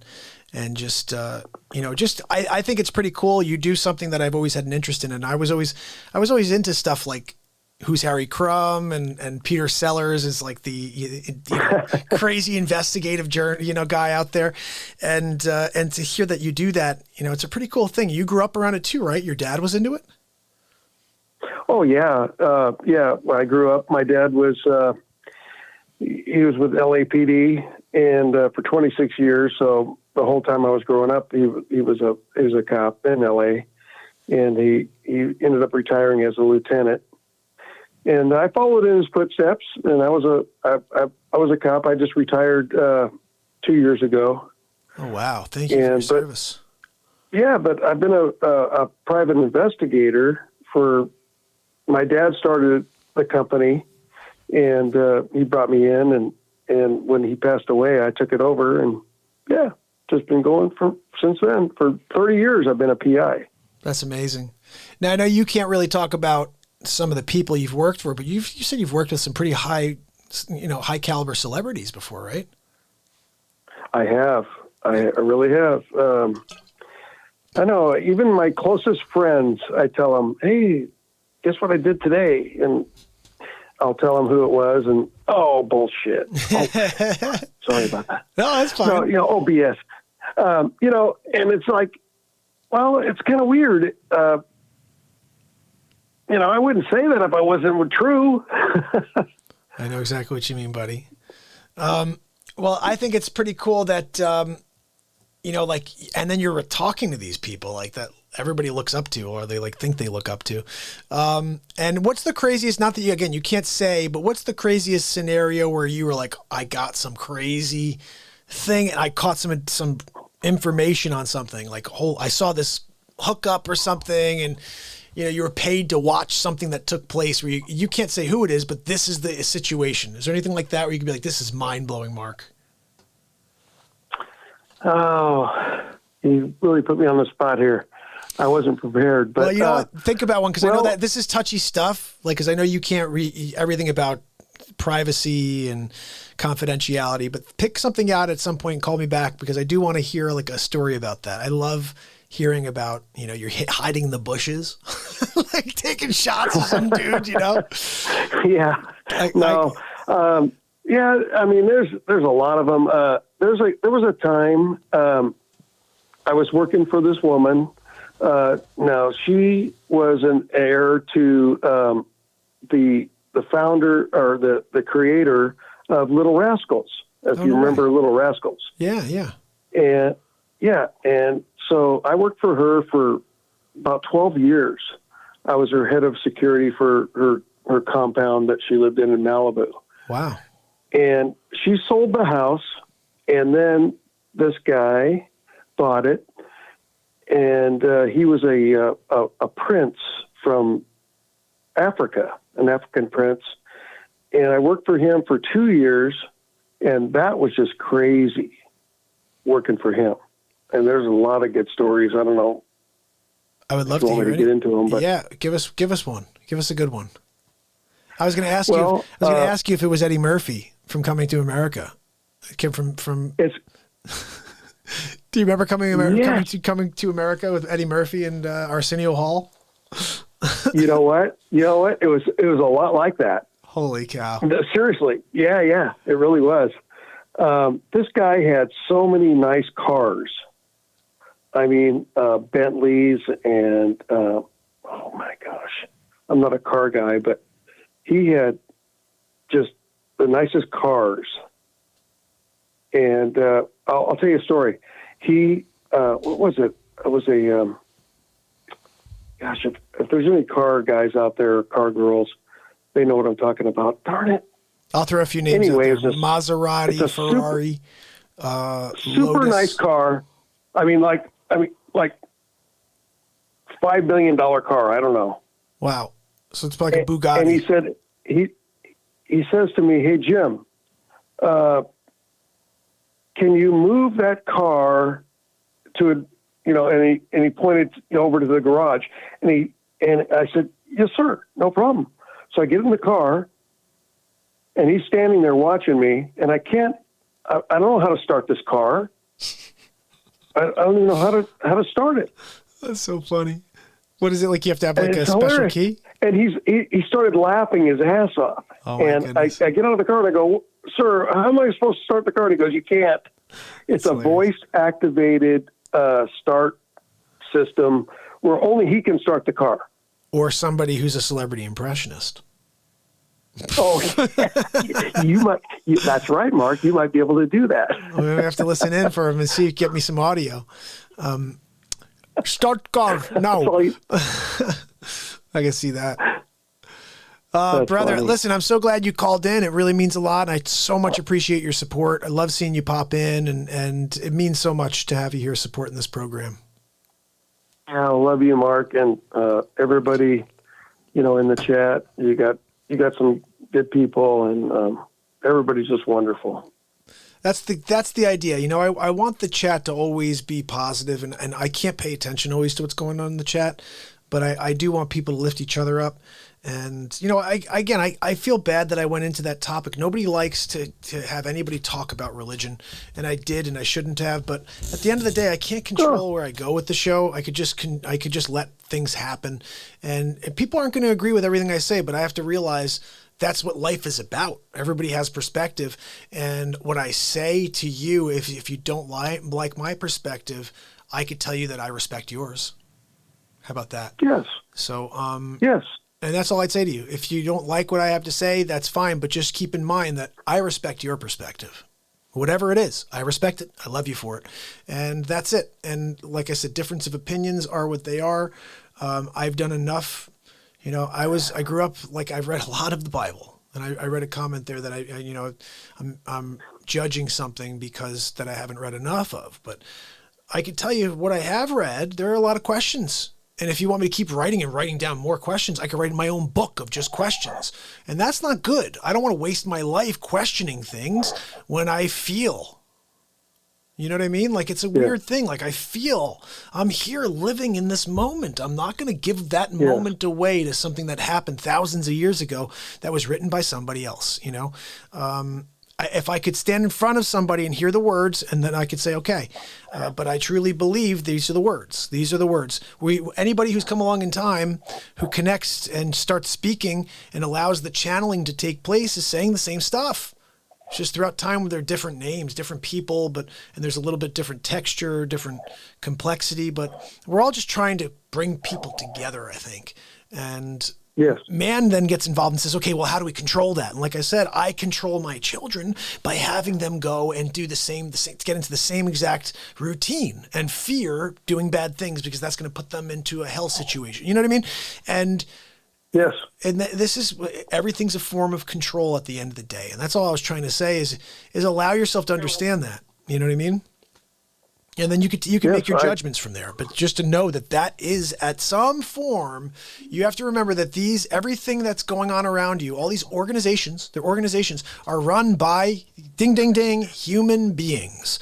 And how do they stay afloat? They continue to bring money in by keeping people under their thumb. I mean, I don't know. It's a weird thing. You're exactly right.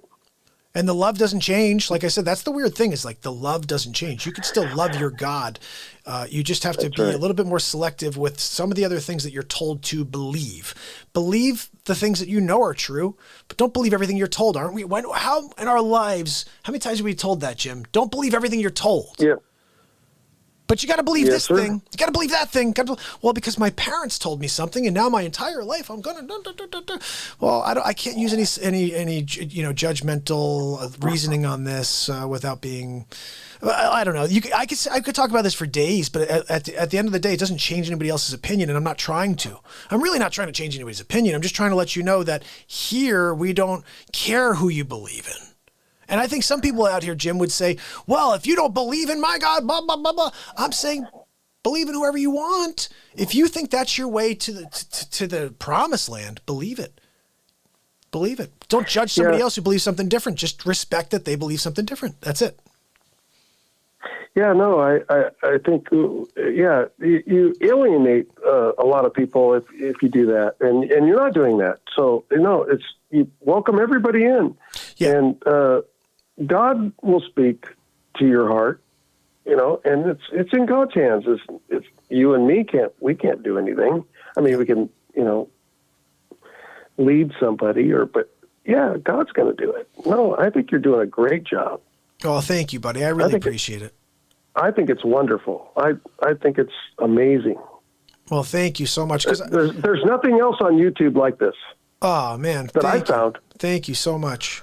Well, you know what? We're just having fun. I mean, that's the end of the day. We're trying to have fun. Obviously, sometimes I get into some deeper talks like that, but we're always here just trying to elevate and just to have a good time. But I do question things, and I want to bring them up here because this is my platform to speak. And then it's good to have some contradictory thought. Like if everybody was like, yeah, Mark, you're dead on. Like, okay, but that's exactly. So it's okay, like to think differently. But I would say same thing as I'm not being judgmental on Jesus. I think that's the wrong way to take this. I think Jesus was an amazing person. I think, or Messiah, whatever you want to call him. But I do think that people got him wrong in the same sense because you could never write that guy correctly without being there and being a writer. Like, oh, I was there. Okay, what kind of formal training do you have as a writer? Well, I don't. I wrote on a stick. Like, what? Like, this is a guy who I'm pretty sure spoke so deep. Like, I have to imagine if you take my best real talk speech ever, he puts it to shame by 50. And you're going to write that? Okay, you're going to write that? Like, it's impossible to get his passion into a quatrain or whatever you call it. You know what I mean? So I just think that he is actually more amazing than they wrote him, is what I believe. That's what I believe. He's so much more amazing than they wrote him out to be. And I wish they had just had a chance I wish there was somebody who was able to catalog him, you know what I mean? And really have a chance to say, hey, can you write this? What do you think about this, Jesus? And then it's like you wrote it word for word. Jesus said this about this. You know what I mean? There's a lot of little things. Oh, here's the phrase. Here's the phrase. And then some things are different. Like I said, I don't want to get into too much of this. I just want to say I appreciate you. I appreciate everybody out there. And like I said, believe what you want. Just come here and believe in the love. And let's just connect on that. And let's get off the topic of religion, because it's not anything good for everyone to talk about. Yeah. But anyway, brother, you are the man. I really appreciate you. Well, thank you, Mark, and I appreciate you taking my call. Oh, anytime, buddy. I look forward to doing this again. And remember, get one of those stories together. We got to hear a nice little. Well, I'll get some stories. Yeah, I'll write them down. Yeah, pick a good one out. Pick a good one out. And brother, thanks so much for the call. And guys, say bye to Jim. You're going to see him in the chat in a window. He's coming back. Yes, sir. Okay. All right, buddy. Have a good night. Take care. Okay. All right. Bye. I'll be. Oh, I clicked off by accident. Sorry, buddy. Guys, so Jim called. How cool is that? Oh, I love connecting with you guys, especially, we've been doing this for 7:15, and the call-in thing's a newer thing. We started doing that only like last month. Yep, absolutely, Monica. He's the man. I think, like I said, I bet you he was I bet you he was hilarious. I just wish I could have sat there and watched him tell a joke or something, or just interact with someone. It would have been the coolest thing in the world. And I think that's the one thing I wish I think should be a part of all religions is comedy. Comedy is absolutely part of life, and it's what brings laughter and brings excitement and joy. And I'm pretty sure it's always been in existence. There's always been funny people. And I just bet you that Jesus is a funny dude. I can see him being very funny. It's like, hey, did you hear about the turtle that went across the street in Damascus? What? Yeah, right, Monica? Absolutely. Jim, you are the man. And by the way, Jim, thank you so much for, I missed this earlier, but thank you so much for your Venmo donation, buddy. You are the man. Holy cow. You guys are all awesome. Thank you so much for your support here. It really means a lot. I can't believe, too, another thing that's been kind of awesome is we haven't lost a frame yet tonight. We've been kicking it here straight. You know what I mean? I think we should play a little something here. Let's get a laugh in. I could use a laugh. I could use a laugh indeed. I love that. Hell shaking streets. And God is going to destroy the Antifa and the BLM scums. I can't wait. You're hilarious. With a sword. That's right. Of light. A sword of light, buddy. You're not joking about that. I want to play you guys something that I think we need to laugh at right now. So I did, back before we did video face swaps, I came up with a new concept. The concept is very simple. Dr. Evil. And you're about to see what I did with Dr. Evil, okay? I made, okay, here it is. So I took this thing with Dr. Evil. I'm out of my mind. This is the bottom line. I can't believe only 67 people on the planet have seen this. Really? This is crazy. Here we go, guys. I'm giving you the link. That's the link right there. And I'm going to play it for you right now. This is Dr. Evil, episodes 1 through 8. Check it out.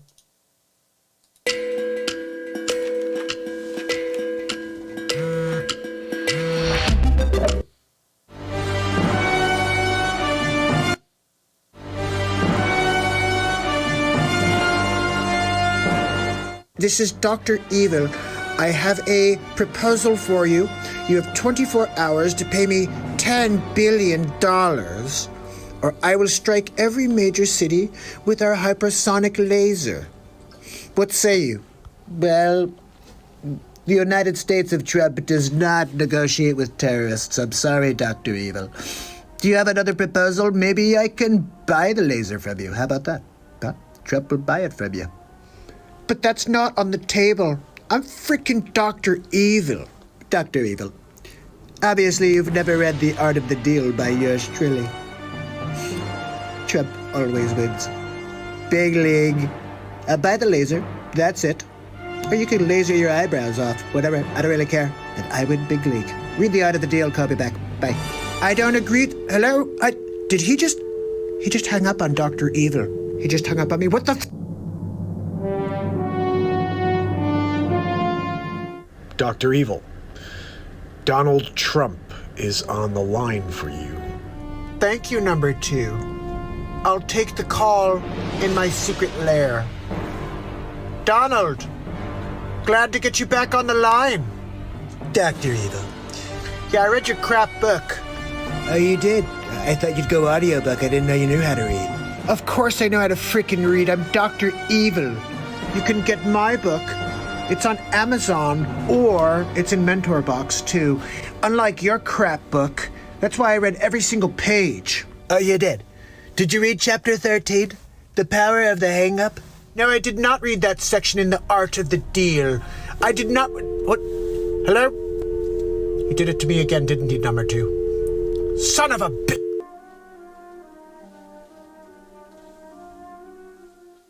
Donald Trump. Dr. Evil. Dr. Evil. Third time's the charm? It always is. Perhaps. Dr. Evil, we're having an issue with the Evil monitor. Oh, Donald, hold on one moment. Number 2 says we're having a problem with the Evil monitor. Ooh, an evil monitor. What's that? Dr. Evil Trump needs his own evil monitor. Wait, what are you wearing? It's Dr. Evil Trump. You're freaking wearing Dr. Evil's clothes. Look, I know you took my wardrobe. This is what I wear at night. Yes, it is a wig. You know you stole your character from Dr. Trump. Dr. Evil, what is an evil monitor? I've got to get one. Is it on Home Shopping Network? My evil monitors were built from you. Hello? Donald? Number 2, he did it. He did it again, number 2. Motherfucker! Number 2, did you see the latest? I've installed one of my own henchmen against Donald Trump. Can you please pull him up on the evil monitor? Thanks. Hello, Mini-Me. Dr. Evil, I'm firmly planted within the facility. This is wonderful news, Mini-Me. If you want to try to take out Donald Trump, you're going to need Mini Bloomberg. It's going to happen. I have to be involved. I'm a billionaire. I'm going to put my money out there. You think I haven't dealt with bullies before? Number 2, get Donald Trump on the line immediately. Dr. Evil, I have Donald Trump on the Evil monitor. Donald, it's Dr. Evil. Dr. Evil. How you doing today? I'm Trump-tastic. How you making out against my friend, my henchman? Mini Mike? You may know him. That's my guy. Oh, you sent Bloomberg over? Oh, that's great. I'll play ping pong with his head. How about that? Oh, big league. We're gonna win big league. Well, you better watch your back, Donald, because he's coming for you. Oh, I'm really worried, Dr. Evil. I'm so scared. Oh, ooh, I'm shaking in my boots. Hey, Dr. Evil, hold this for me. And if you don't... Hello? What? Hello? Number 2. Again, number 2? You're supposed to warn me. Son of a bitch. Donald Trump, it's Dr. Evil. Dr. Evil. I understand you were in India. Were they India? In India? Did you hear that, number 2? I made a joke. And it was a very funny joke, Dr. Evil. India was phenomenal. Melania and I loved India. Thanks for asking, Dr. Evil. But I gotta ask you, have you seen the debates? I'm loving the debates right now, Dr. Evil. Have you seen them? I'm freaking Dr. Evil. Of course I've seen the debates. Have you seen Mini Bloomberg? Oh, Mini Bloomberg, my henchman. Of course. It's laughable. He's trying to go after Bernie. He can't feel the burn because Trump is gonna win big league. Donald, I just wanted to find out, have you seen my present? What present? Did you get me an evil monitor? COVID-19? That's what I did. We're winning on everything except for COVID-19, so thanks for sending that to me, Dr. Evil. You are so welcome. I gotta tell you, Dr. Evil, it's gonna be tough for Corona right now. I mean, seriously, who wants to go to a bar and ask for a Corona right now? Oh, what can I get you? Can I have Corona? What? No, I'm sorry, I meant a Corona beer. This stock must be in the toilet. Could you hold for 1 second, Dr. Evil? Thursday, Friday, happy day. Saturday, what a day. Rockin' Evil? Number 2. Oh, fuck.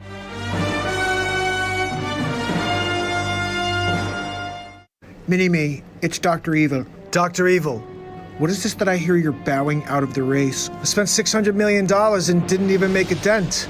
I did not give you permission to do that. I don't think Donald Trump could be stopped, Dr. Evil. I don't know. You may have to try another sauce, but I gave it a shot. Gave it the old college try, so to speak. You're supposed to be my number one guy. Mini Mike, out. I guess I have to put my weight behind Bernie. Let's see if I can get Bernie on the line. Number 2, please get Bernie Sanders on the line for me. Thank you. Dr. Evil. Bernie Sanders is on the evil monitor. Hello? Hi, Bernie. Yes, it's Dr. Evil. Oh, hello, Dr. Evil. Look, Mini Bloomberg didn't really do what I was hoping, so I'm thinking that I'll back you. You take out Donald Trump. I get to take over the world. I can't be bought, Dr. Evil. Let's get with the freaking program. I'm Dr. Evil. Let's try to get him to feel the burn. Maybe after a while he'll want to know what it feels like to be burned. What? Number 2, I made another joke. Very funny joke, Dr. Evil. If you get me in office, I'll do whatever you want. This is wonderful news, Bernie. The Democratic Party, this is the second time in a row. It's a coup, Dr. Evil. You call Donald Trump, I bet you he'll tell you the same thing. Number 2, please get Donald Trump on the line. Thank you. Dr. Evil, Donald Trump is on the evil monitor. Hello, Donald. It's Dr. Evil. Dr. Evil. How you doing today? I'm doing Trump-tastic as per usual. How are you, Dr. Evil? Dr. Evil's doing wonderful. Thanks for asking, Donald.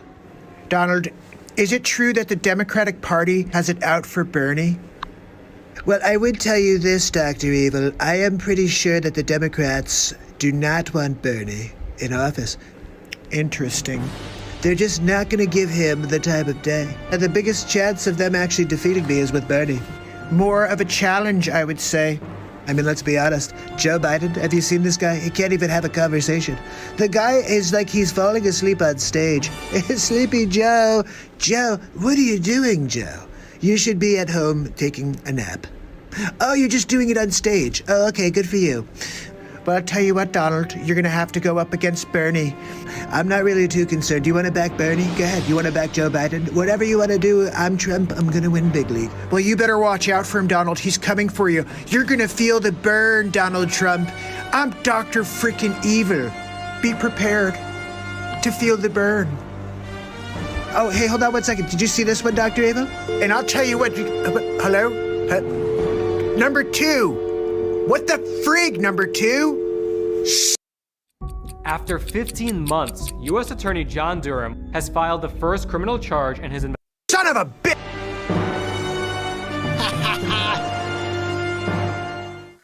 Number 2, have you seen the outcome from the coronavirus? I have seen, Dr. Evil. Congratulations on your success. Frau, did you see? I did, Dr. Evil. Perhaps Donald Trump, he just wants the world to come to an end? Everything's on lockdown, number 2. I've got him right in my hands now. Number 2, can you get Bernie Sanders on the line for me, please? Thank you. Dr. Evil, I have Bernie Sanders on the evil monitor. It's Bernie Sanders. Bernie, it's Dr. Evil. Oh, hi, Dr. Evil. What's happening to you out there? You're falling apart at the seams. What is going on? First Mini Bloomberg, now you? You're terrible.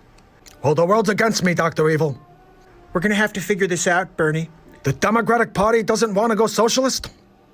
The people, they're not coming out and voting, Dr. Evil. I don't know what else to do. You gotta throw more money at the problem. I may have to drop you into the pits with Mustafa. What do you think of that? No, please, Dr. Evil. I may have to call it quits soon, Dr. Evil. I did my best. You can't put your thumb down on me any longer. This is Bernie. Out. Oh, crap. We have to get Donald Trump on the phone. I want to hear what he has to say about this turn of events. Number 2, can you get Donald Trump on the line for me? Thanks. Dr. Evil. I have Donald Trump on the evil monitor. Hello? Donald, it's Dr. Evil. Dr. Evil. How are you today? Just wanted to see how you're doing with this outbreak. I can't stop it. I can't stop it, Dr. Evil. Why did you send the coronavirus to the world? I'm freaking Dr. Evil. It's my destiny to rule the entire planet, Donald. You're making the world a terrible place, Dr. Evil. How do you sleep at night? I sleep like a dream, Donald. Well, I'm surprised you sleep at all. I can't believe you sleep at all, Dr. Evil, because it is vile what you've done.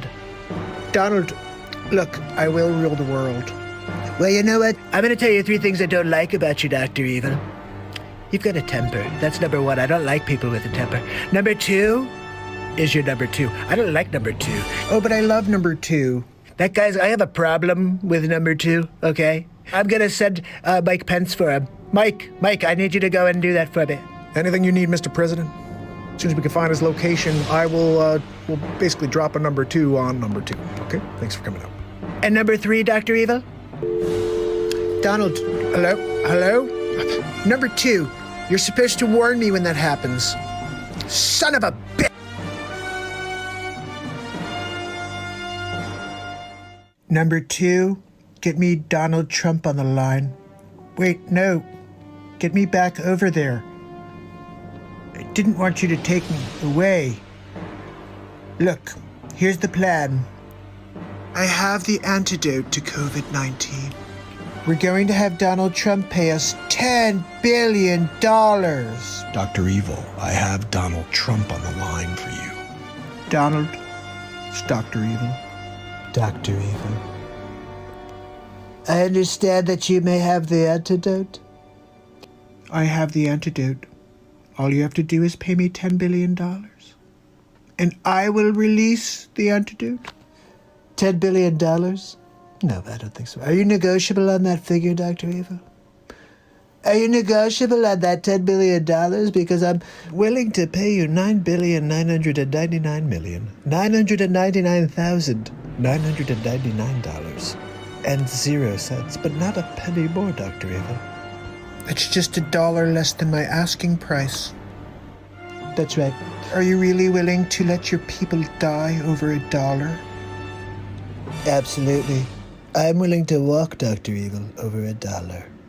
And everyone said I was crazy. I only need to win by $1, Dr. Evil. All you have to do is say yes. No, I'm sorry, Donald. I can't do any special favors for you.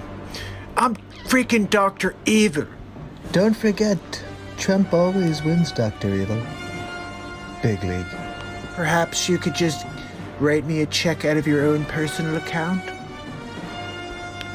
You know, Dr. Evil, I think I've got a much better idea.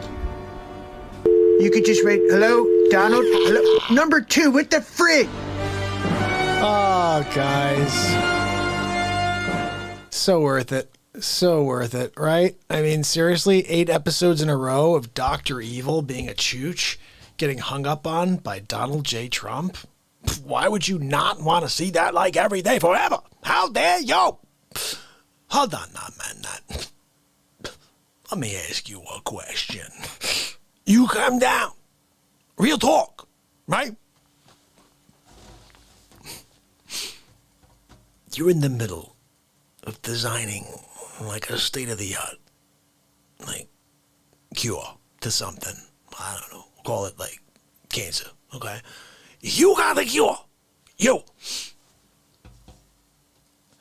need to combine 2 different components to make one, right? If you do this, you save the world. Everyone. You find out I'm in the Bronx. You can't leave the cancer cure. I'm on the table. Maybe do it next week if you feel like it. Come to the Bronx. And pay respect. How dare you? How dare you not pay respect? Hold on, man. I can figure you. So you're a motorcycle repairman. You're working on the Harley 1967, yippity you. You need a new valve job or whatever the frig, right? And so you're going down to Napa. You're going to get the friggin' auto part, right? I gotta go fix the thingamajigger. You go in there, right? You're like, yo, give me one of them. It's for Fotch. Give me the Fotch, they discount. They know what that means. You get the product, they get the money, and they're slapping the Fotch. It's just what happens. Hold on now, man. I'm trying to tell you a story. So you're there, underneath the doohickey, with the screwdriver and the wrench in your hand, right? You're doing one of these. Oh, flash the light over there. The phone rings. You find out I'm in the Bronx. You can't drop that wrench, screwdriver in the oil below. Just clean it later. You can't leave it behind. Fix the valve job another time. Maybe you don't even do it at all. I'm not telling you how to do your job, okay? But I'm telling you, I'm in the friggin' Bronx. I'm in the Bronx. I'm sitting at my table. I got my Express. Biscotte. It's a double dipper. Dipping it. You got to get the double dip. How dare you not know about the double dip? You can't do a single. A biscotte is very hard. Don't you know? What a freaking learn, Sonny. What are we doing over here? I can't figure this guy. What are we doing? Hold on now, man. I got one for you. You're like a space captain for Space Force. You're one of those guys. Going up, right? You just took off. Cape Canaveral. You're going to the moon. I'm so proud of you. We're all so proud of you. This time you're doing like some sort of like weird rubber band snap around the moon. Because we're slingshotting you to Mars. That's right. This is the double dip mission. You go to do the flipperoo over to Mars, right? You get to the moon. You're on your first rotation. You're about to do the slingshot. First time in history. We're going to Mars. You're doing the circle around. You get to like 180 degrees. You get a message over your space to come. I'm in the Bronx. You can't divert. You can't instead slingshot back to Earth? Come down? Take a parachute like capsule or something? We'll pick you up in the water. Or better yet, you could swim. You get out, you do one of these. You look like a guppy in the water. That's you. You just were in outer space, about to go to Mars. Now you're swimming in the Atlantic Ocean with whales and other things. Dolphins, maybe. I don't know where you are. We haven't found you. The capsule, the black box capsule with the GPS coordinates is damaged on impact. I don't know what to tell you. We can't find you now. But just swim in that direction. They'll find you. Somebody's gonna see you. Just remember to yell. Just yell out. You're swimming, you're yelling. Yippity yo, look at me. You're grabbing fish, though. Don't forget the grabbing fish thing. You're rich. With the amount of fish you're gonna be able to carry in your swim trunks. And when you get back to the Bronx, it's a peace offering. You come around the corner.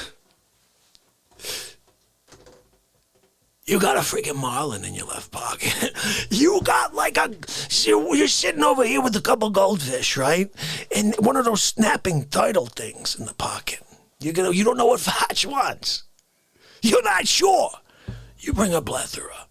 You're like, look, I'll give Fotch a choice. I'm giving you Fotch a choice. Some people call it first choice. I call it Vache choice. How dare you? I'm sitting there with my ass back and my bitch go. You come over here with a friggin' marlin?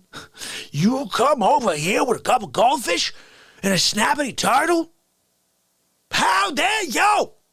How dare you bring a title down here to the Bronx over at my table? I mean, this insanity. You can't do this. You know Gino's gonna kick you out, right? He's freaking Italian. He doesn't like it. People bring titles into establishment. You know what I mean? How dare you? My people, I'm out of my mind, but how dare you? Seriously. I was planning on playing you a How Dare You, and then we freaking do a stupid How Dare You. I don't know if what that was, though. Seriously, like, the How Dare Yous we've done are proven. Time-driven. I make them, every time has to be different.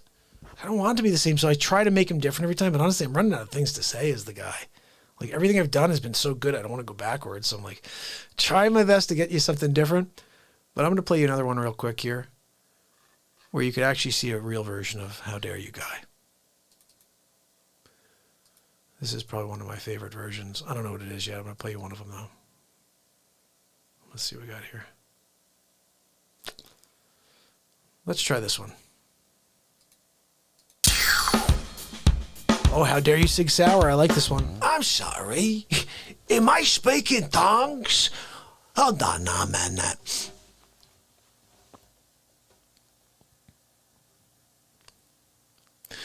You drive a car, right? The car is made of sticks, okay? Just listen, hear me out.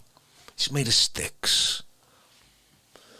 You got a friend who could put a rubber band in one of the tires.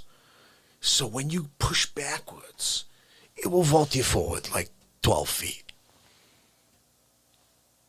You got that vehicle. That's it. Starting in Florida. Costa Rica, right? Bronx, Costa Rica. You're doing a triangle, essentially. Okay? You're telling me you can't take the extra trip on your pullback and shoot buggy made of sticks? Takes you 15 years to come up to the Bronx. Pay your respect. You got gray hair when you got here. You left. You were a senior in college. You got here. You're a granddad. You got here. You pay respect. You got to Costa Rica. They had to have a funeral prepared. It took you 47 years. But it was worth it. You came to the Bronx to pay respect. Sonny, he's starting to get it, Sonny. He understands that the Fotch, when you go to see the Fotch in the Bronx, your soul is prepared. It's all that matters, okay? Look, hold on, man. Let me ask you a question. If I had the choice between Costa Rica and the Bronx, just for 2 men, pay respect. And then skedaddle. I don't want to see you after that. You know what I mean? It's like, you come get respect and give respect. And then you gotta go. You got things to do. You got that family, remember? You got the grandkid now. You got here. You just had a kid. You just had the kid when you shot out from Florida 12 feet. You shoot back 12 feet more. But here's the thing. Every time you pull back on the rubber band, you're going back 8 feet before you shoot forward. So you're really going 4 feet every time you shoot. 4 feet, 4 feet, 4 feet. 72 years later, your kids had kids. You're there. Your 401k's doing great. But you're not. How dare you? How dare you not do whatever you can to come pay respect to Fotch? I'm confused. I'm sorry. I'm having a brain bleed, I think. I don't know what to do. Sonny, do you want to take over? I mean, what are we doing? What are we doing, Sonny? These people can't listen to me. I got 6 hours. He's like, oh no. I gotta go Costa Rica. You're in the Bronx. I get it. I'll get an espresso in the Costa Rica. How dare you? How dare you? You're gonna go there without coming here first? Where's Matt? Hold on one moment. So you got, like, the little training wheels bike, you know? Like a 3-year-old's bike, the pink one, Bobby. Got the Bobby Dream House bike. The one that's got the training wheels that don't even move. You know what I mean? They're like stuck so the kid doesn't fall over. You know what I mean? You got that one. You're right. You're doing all right for a little while. But you can't really sit on the seat. You're sitting on the tire. You put a little, like, shirt there just to protect yourself from the friction. Because you can't sit on the seat. For the wrong. You can't be uncomfortable for 732 days? 24-hour days. You stop for drinks, fuel for your soul, and back on the road. You create a new hole in your body from the trip. No? Sonny!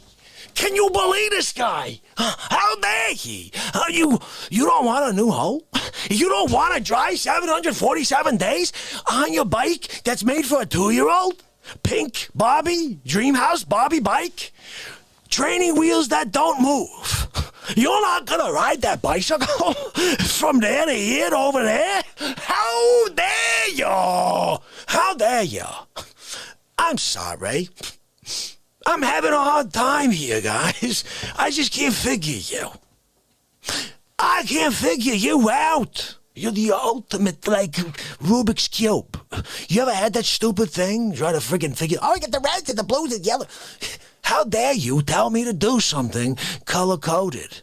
I rip it into pieces, put it back together with the colors matching. It's how I roll. I use that freaking, like, goof off. I pull off all the stickers and put them back color coordinated. How dare you try to trick Fajay? Oh, I can do it in 13 seconds. Oh, yeah? You could also get punched in the mouth 13 times in 13 seconds. I'm a 92-degree black belt. How dare you? Oh, I 13 times. I'm sorry, it happens. How dare you? Look, let me ask you a question. Oh my goodness, guys.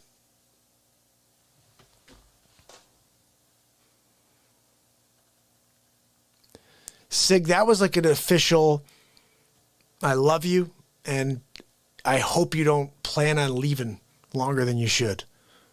But just in case you're on your road, you're on your journey, and you get a moment of sadness, or you get a moment where you're like, you missed the Real Talk family. I want you to play that 15-minute bit I just did. You is the topic. So you know you're always loved by this family. I can't ever thank Sig for all the love he shared with this show. But I did want to do that bit for him, just so he always knows. So, let me play something else for you.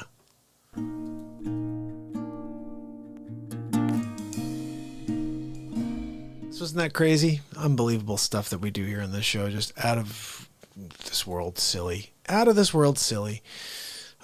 Sig, when you go, you better tune in whenever you can. You better call in. and give us a couple minute update about what the heck's going down. Okay? Let me ask you a question. You're going to Costa Rica, right? You're in Florida, right? You can't go the long way around Canada, Alaska, all the way down. Come tuck in underneath California.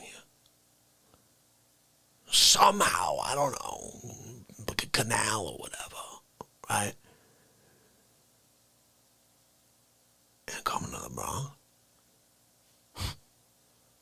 Pay respect. I'm sorry. I'm trying to figure you. You're not making any sense to me. This is 6 Hour we're talking about here. Hold on a minute. Let me try to figure this out. This is sick. So 6 Hour, he's canoeing to Costa Rica, right? From Florida. He can't use a stick instead of a real canoe paddle? Use said stick and push on the seafloor from Florida to the Bronx. Come pay respect. Look, you want to go back the other way and go around again to Costa Rica? You couldn't do that. That's fine. But you gotta come first to pay respect in the Bronx. I'm there. I got my espresso and my biscotte, dipping that biscotte. It's a chocolate biscotte today. How dare you? Oh, I'm going away. Oh, I'm gonna go to Costa Rica. Oh my goodness, I gotta get there. Let me ask you a question. You gotta walk to Costa Rica, right? Because, you know, you lost your license on the account of, you know, that thing you did, right? So you gotta walk to Costa Rica. You can't even get someone to drive you. You're walking. You're doing the Forrest Gump, but not running. You're walking. You can't make a pit stop up to the Bronx from Florida? Walk?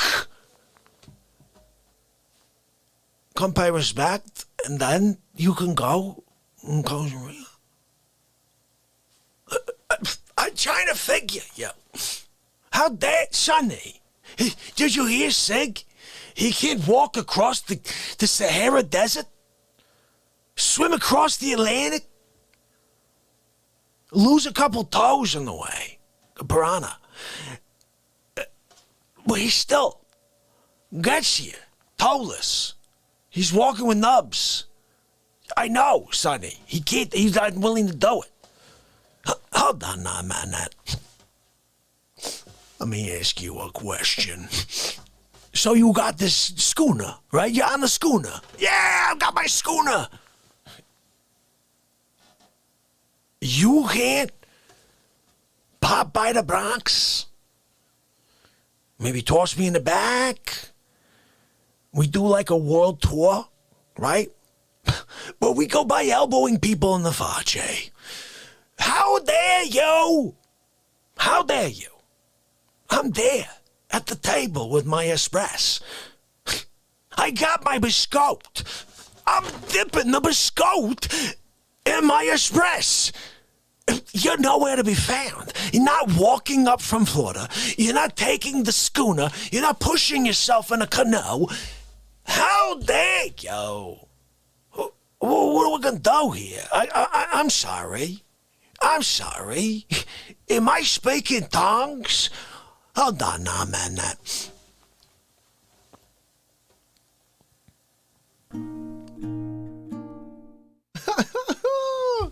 That is probably the best How Dare You guy. I mean, seriously. That How Dare You guy. Guys, you have to remember the How Dare You Sig, probably one of the best How Dare Yous ever. Jerry, how are you? You're there too now, Jerry. Take a look.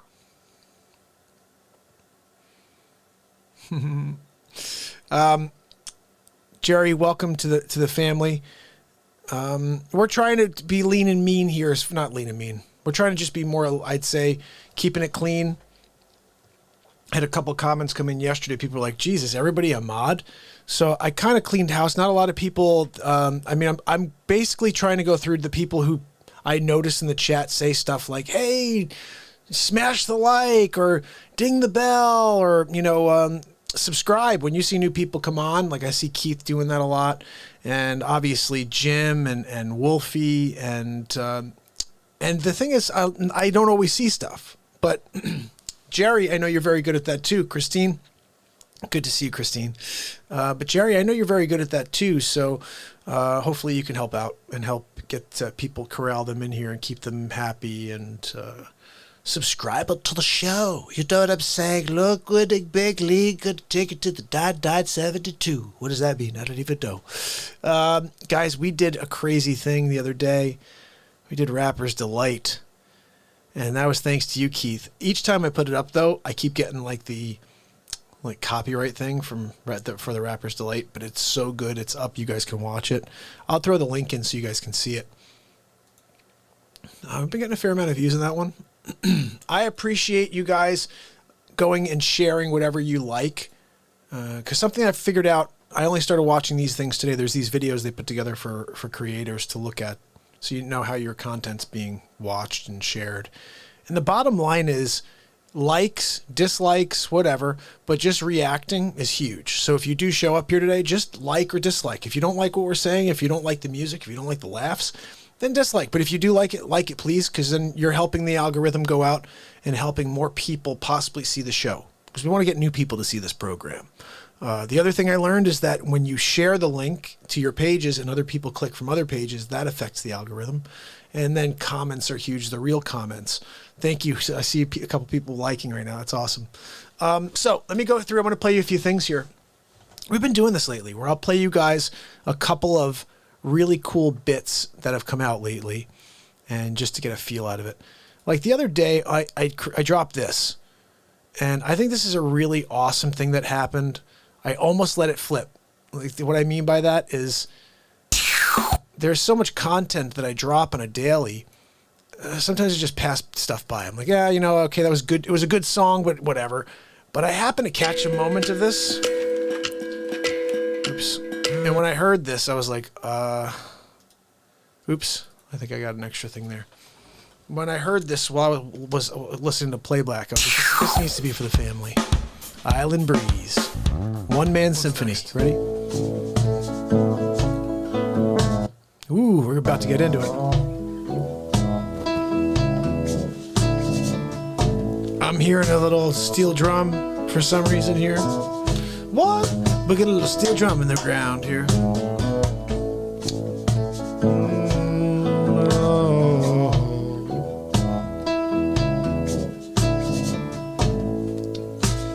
At night,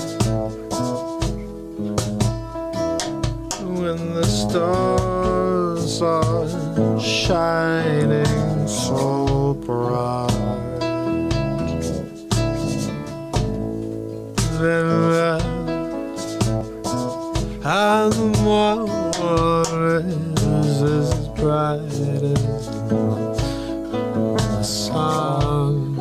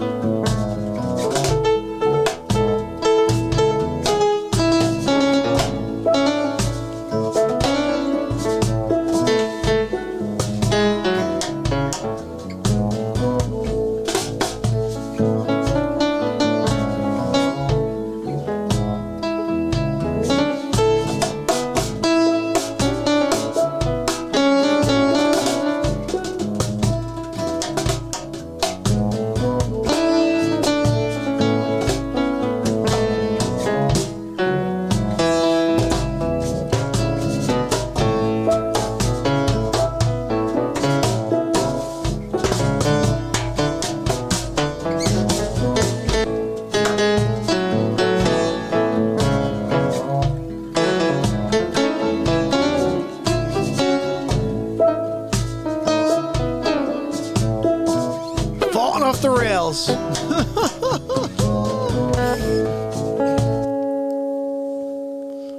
So a little jam at the end of the night for us, huh? We started this at, what was it, 10:30?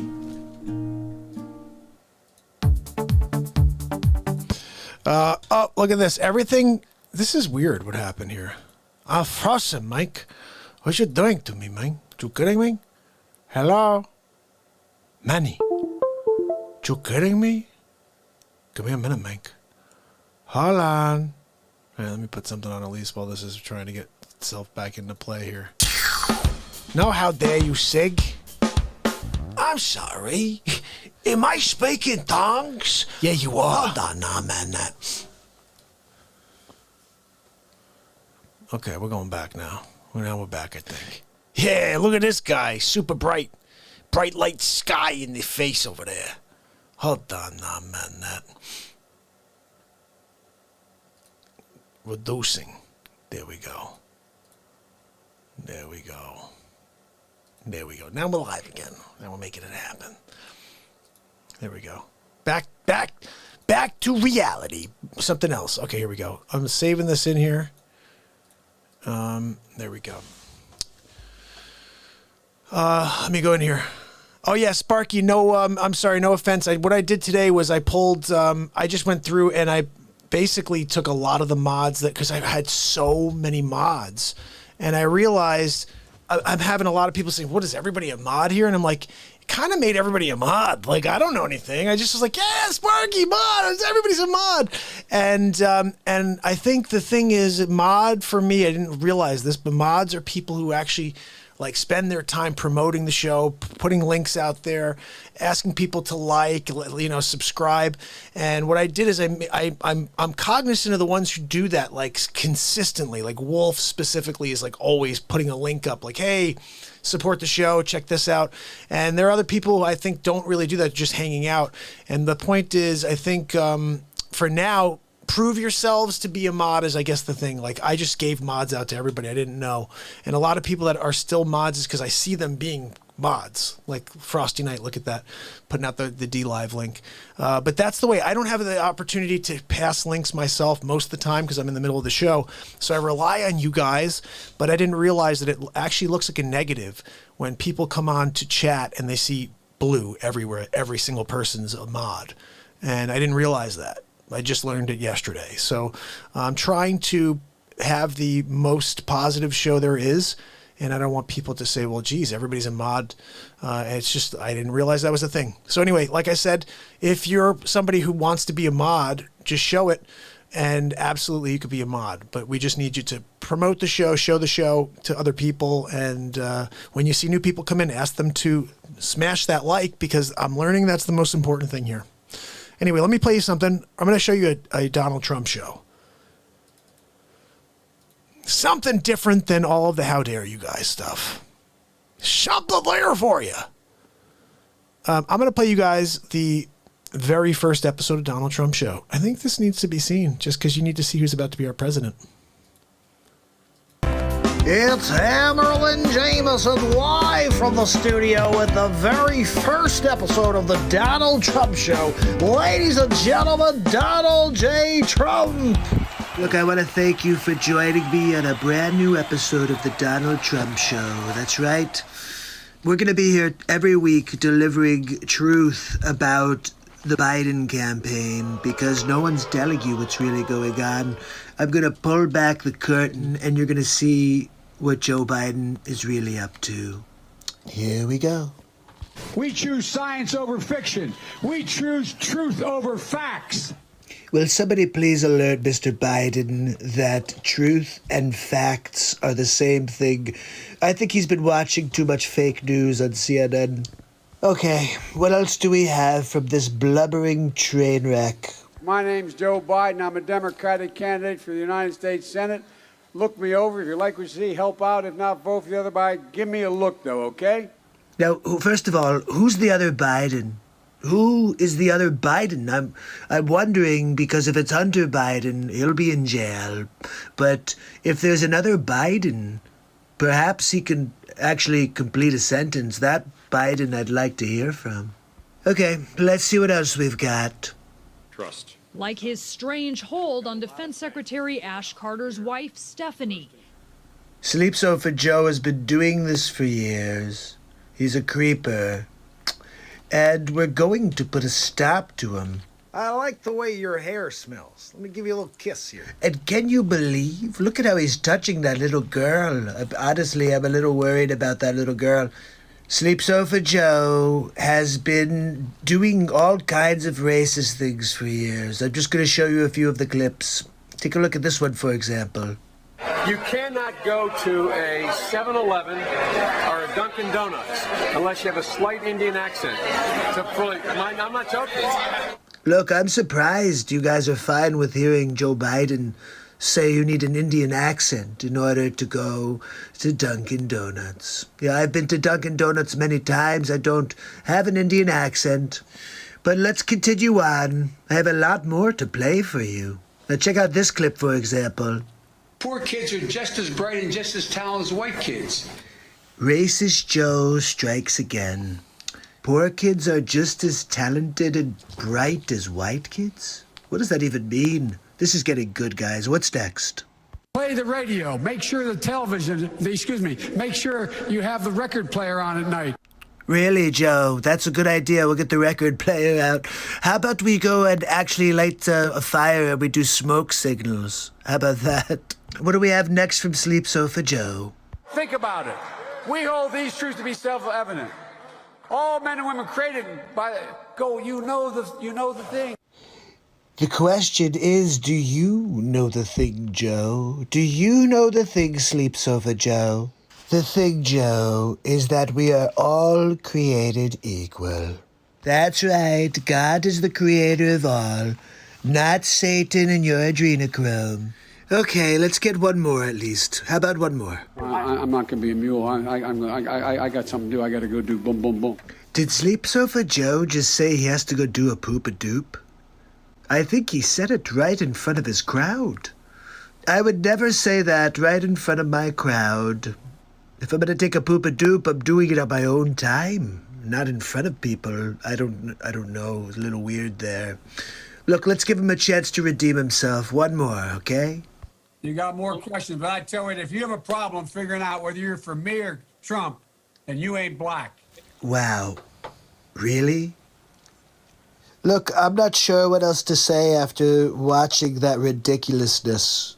But that's Sleep Sofa Joe. Are you going to vote for that guy? How about you? Look, if that's the case, this world's crazy. Jim, did you say that Jerry's trying to call?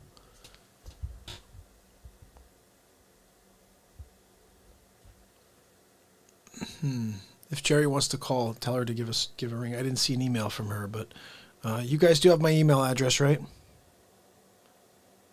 Hold on. Information about 70s night. What is this? I got hit with another.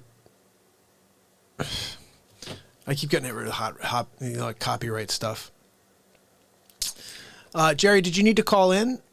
I think that was what Jim just thought a second ago. You may needed to give a ring in or something like that. But anyway, I'm going to play you guys some more Trump show. You guys, it seemed like we had some more people come to watch the show when I popped that on.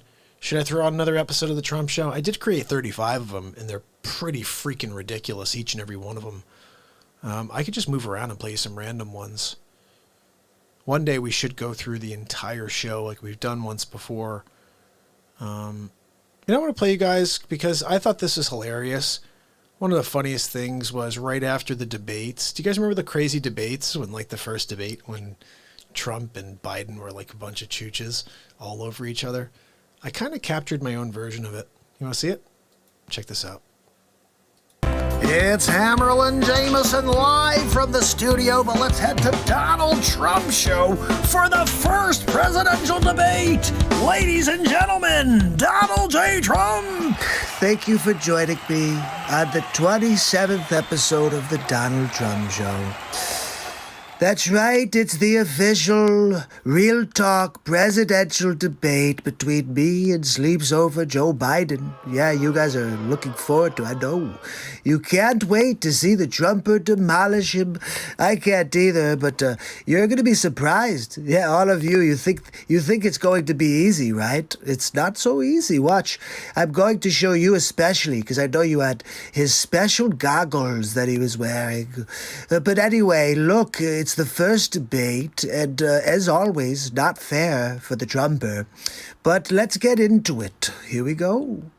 Good evening, and welcome to the 2020 presidential debates. I'm Chris Wallace, and I'm with Fox News. Tonight I'll be the moderator, and we will be asking President Donald J. Trump and Joe Biden, former vice president, a select set of questions, and you, the people, will get to make the judgment on who is equipped to be the president of the United States. Neither have gotten the questions, except for Joe Biden. There are no listening devices, and Joe Biden does not have a pair of contact lenses that are acting like teleprompters. Ladies and gentlemen, without further ado, Donald J. Trump and Joe Biden.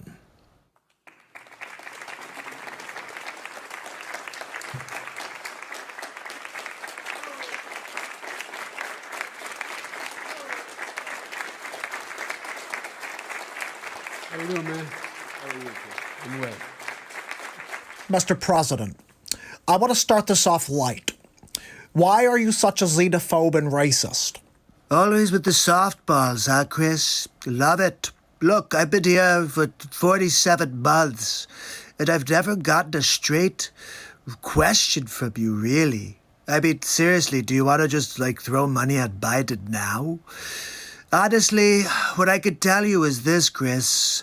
I put a bounty out there, $1 million, which is kind of like nothing to me, to anybody who could prove that I'm a racist or xenophobe, because all I've ever done is care for all of the people on the planet. What's the sleeps office excuse with the crime bill, huh? Well, we'll get to that, Mr. President, but my next question is for the Vice President. Mr. Vice President, what kind of car do you drive? I drive a Cobra, man.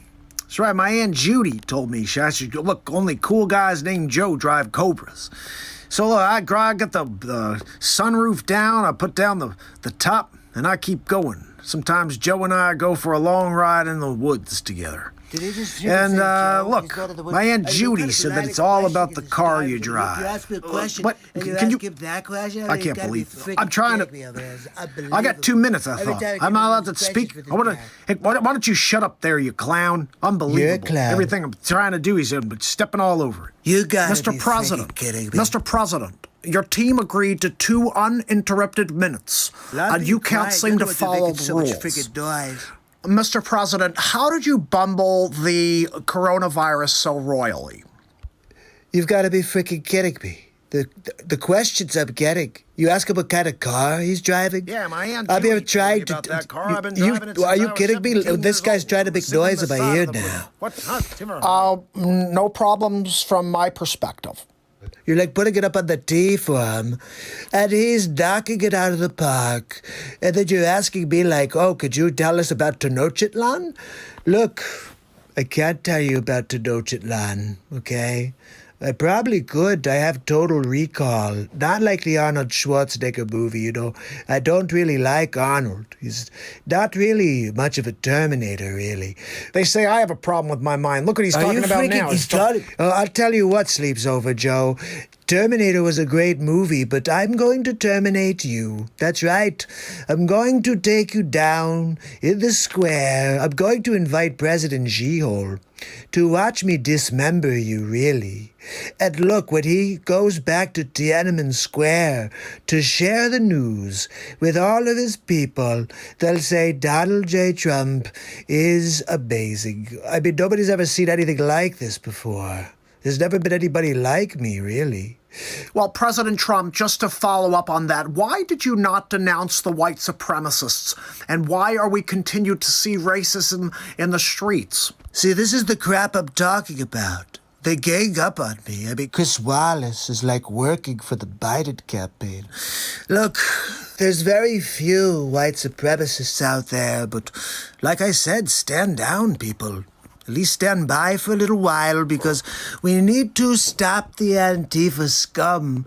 But of course, look at the sleepsofa over there. He's trying to blame me for Antifa. Let's just be very clear.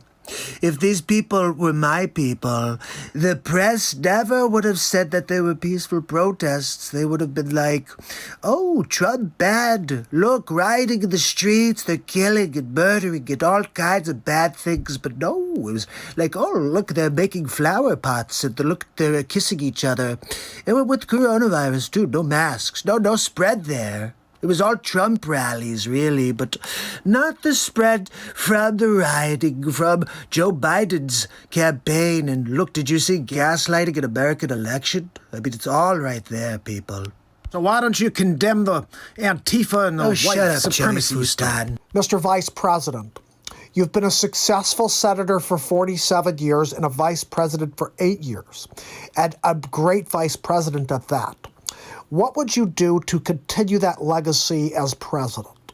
Look, you got that one right. My Aunt Judy told me that we should try to put our heads down and do what Rap Rock did. Did he just call Barack? She said, look, if they don't vote for me, then they ain't black. So we're trying to get that out into the communities. We'll gloss right over that one. So no retort? No retort from you. He says, if you don't vote for me, you ain't black, and you're not even going to respond, Chris Wallace? Well, I'm not really sure what the problem is with that statement, Mr. President. Look, you guys could clearly see that they have it for Trump. And we didn't even get it to talk about all of the good things that we've done for the country. Because Chris Wallace decided to become Joe Biden's #1 fan, really. Anyway, I've got to go, but I'll see you on the next Donald Trump show. Have a good night. Oh my people. Ricky's back. Jerry's in the house. Cato's kicking it. Sharon. The whole fam. Guys, we're playing some Donald Trump episodes. If you're here, can you please smash the like one way or the other? Really appreciate it. We're trying to see if we can get as many likes as possible, because apparently that matters with the algorithm. Yesterday we had a lot of viewers, and I think it's because we had a lot of likes. And what happened was we went out to, we had like 2,600 views of the show last night. Can you believe that? That's crazy. We usually have like 500 to 1,000, but it hit that first platform that Wages is always talking about, is if you can get to 1,000 in the first hour or whatever it is, then you really bump up. So hopefully we'll continue to do that going forward, and you guys can share the love. And this is day 715 in a row. Guys, can you believe it? We're ready. Show's over. 3 hours. We're doing another hour. I'm just letting you know. But we've done 715. That means we're officially 15 days away from year 3. That's insane. Sig, how are you, my brother? My buddy is in the house. So glad to see you, pal. What episode should I play for Sig? I'm going to play... Let's see. Okay, so did you guys like the election episode? That's pretty funny stuff, right? Did you guys see this? This is the craziest one. Probably one of the craziest ones right here. Lady Gaga. Did you see the Lady Gaga episode? Let's see if we can get to 100 likes by the end of the Lady Gaga episode. Check this out. It's Hammerlin Jamison live from the studio. We head to Donald Trump with a special episode 32 of the Donald Trump Show. Ladies and gentlemen, Donald J. Trump. Thank you very much for joining me on a very special episode 32 of the Donald Trump Show. We're kind of in limbo at the moment. I'm not really sure if I'm going to be leaving the White House. Look, we're going to be taking legal action against the Sleepy Joe Biden campaign. Look, he's a sleep sofa, spent a full year in his basement, and he got 75 million votes. I just can't see it. So we're going to fight. Going to fight big league, really. But I wanted to show you a few clips of a couple of stupid people already getting ahead of themselves. Let's take a look.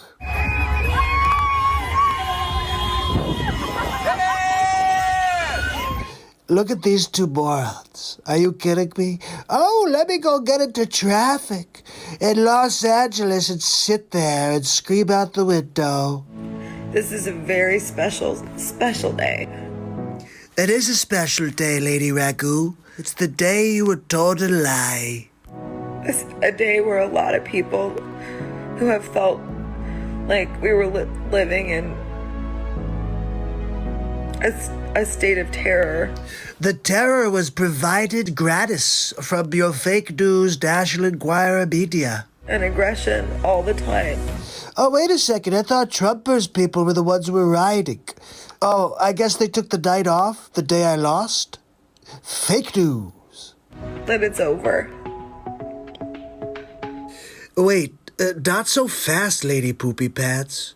What's with Lady Goo Goo thinking that the media controls who wins the election? It doesn't happen that way. No, I'm sorry.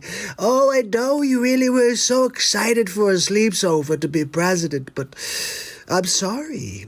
You get 4 more years of Trumper. And just wait, people. The courts will get involved. Hey, what do you want me to do? Let them cheat the Trumper? We can't let that happen. We're trying to protect the integrity of our election process. So I'll be getting this overturned, really. You can feel warm now. Feel warm now? What is she? Are you getting a blanket or something? Sleepover Joe doesn't make you warm. It makes you feel like abandoned. 47 years of selling off his country and being racist? That's warm?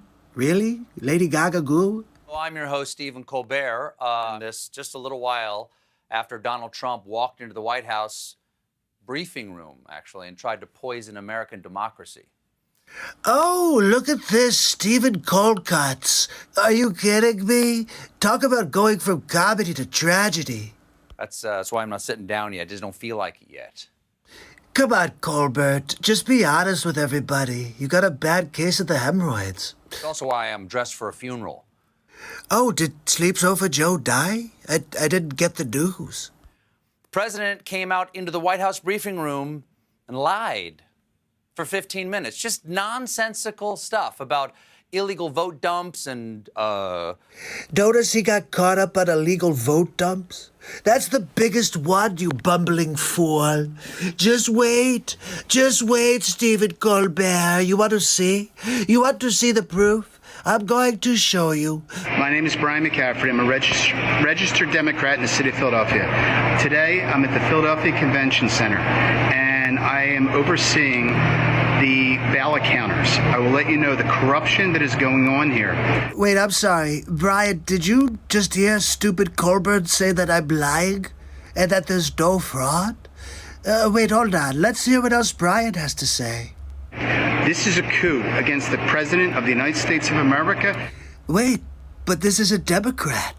I can't believe what I'm seeing right before my eyes. This has nothing to do with Joe Biden or Donald Trump. This has to do with our democracy, and I will tell you, there is corruption at the highest level in the city of Philadelphia. Motown Philly, back again.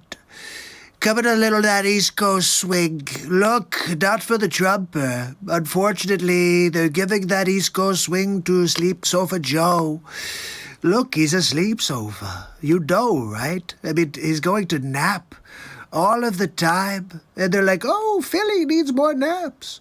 Look, they're going to check every vote. Look under all the rocks.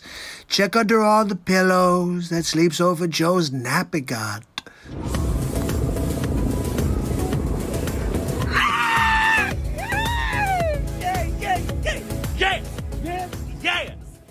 I can't wait to see the video of this guy when he sees the results get overturned. He's going to cry in the streets, Pat Oswald all over again. Not my president. Okay, well, guess what? Not my sleepover. Anyway, look, I've got to get going. There's too many votes to count, a lot of fraud to uncover, and I will be your president for 4 more years. Just wait, people. The results are not finalized. Don't listen to the fake news, National Enquirer, left-wing mainstream media. It's all a bunch of crap. Even Fox is crap now. Gotta go. And I'll see you on the next Donald Trump show. Have a good night. What? The affiliate links are not in the drop-down again? How ridiculous is that? I set this thing up. Hold on, man. Let me ask you a question. Hold on. What? The affiliate links are not... Give me a minute over here. You gotta be freaking kidding me. Why is it showing this? How dare you? How dare you, silly YouTube? Hold on, I'm gonna do something We're here, gonna create guys. a song here in real time. No, you're not. Together. We're not doing that right now, dude. We're not doing that, dude. All right, watch this. I'm going to do something very quick here, okay? Watch this we're doing over here. I'm going to grab it from over there and over here, okay, over there? Watch this. This is how we roll. This is how we roll, guys. I'm doing this in real time. Thank you for letting me know that, Wolfie. You're the best. Here we go. Copy and paste. What are you doing over there? What are you saying to me? How dare you? We're going to clip this show right now, okay? Watch this. We're doing this in real time. This is what we do. We get the affiliate links in there, okay? I did something new. I erased something in YouTube because it wasn't working properly. And clearly, I didn't do the right thing, okay? Like, you know. Check it out. That should be it. If you guys refresh your feed real quick, you will see the affiliate links down below. That's how we work. Real time in it. Oh, guys. Oh, Jerry, anytime, shoot me a note. I'm going to play you guys something funny here. Let's keep going. You want to see more Donald Trump episodes? I created 35 of them. I'm going to keep going playing some crazy stuff here. Like, for example, did you see The Great Wall of Trump? One of my favorite episodes. Check it out. It's Hammerlin Jamison live from the studio with episode 9 of the Donald Trump Show, The Great Wall of Trump. Thank you very much for joining me.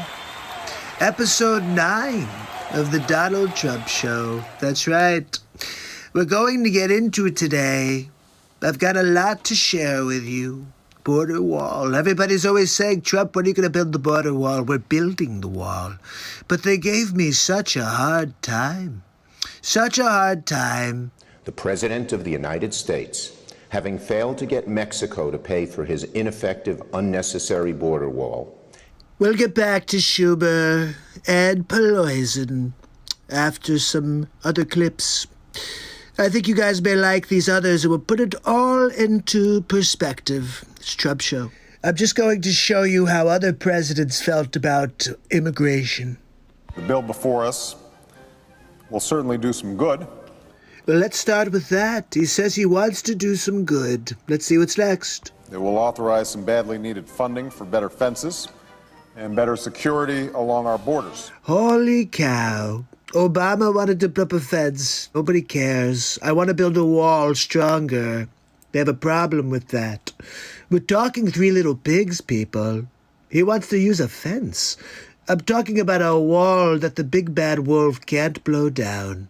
The fence is now basically complete. Wow, Barack, you got 5 years out of that fence. Good job.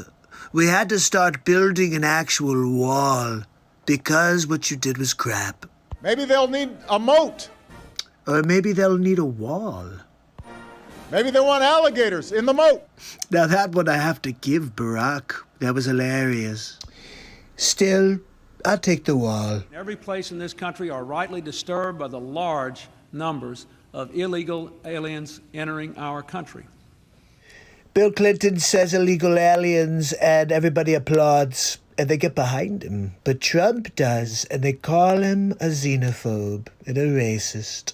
The jobs they hold might otherwise be held by citizens or legal immigrants. The public service they use impose burdens on our taxpayers. You see, they're always with you when they need the vote. But as soon as they get in office, they turn on you. Get used to it, people. It's the way it's always been with the Democrats. That's why our administration has moved aggressively to secure our borders more. Can you believe that? By deporting twice as many criminal aliens as ever before. Maybe I should hire Bill to say his words / my words on the campaign trail. I voted for a fence. I voted unlike most Democrats, and some of you won't like it. I voted for 700-mile fence. Wait, Sleep Sofa Joe voted for a fence too? Let me tell you something, folks. People are driving across that border with tons hear me, tons of everything from byproducts from methamphetamine to cocaine to heroin. And listening to Sleep Sofa talk about the same issues I have with illegal aliens is just kind of laughable. It's all coming up through corrupt Mexico. Joe Biden mentions the drugs. He mentions the illegal aliens coming across the border. And he wants 700 miles of fence, no problem. He's not a xenophobe. He's not a racist. You call Trump whatever you want. That's the problem. You guys just make up your fake news. What do we have next? Anything left? Former presidents have said to him that they wish that they had built a wall.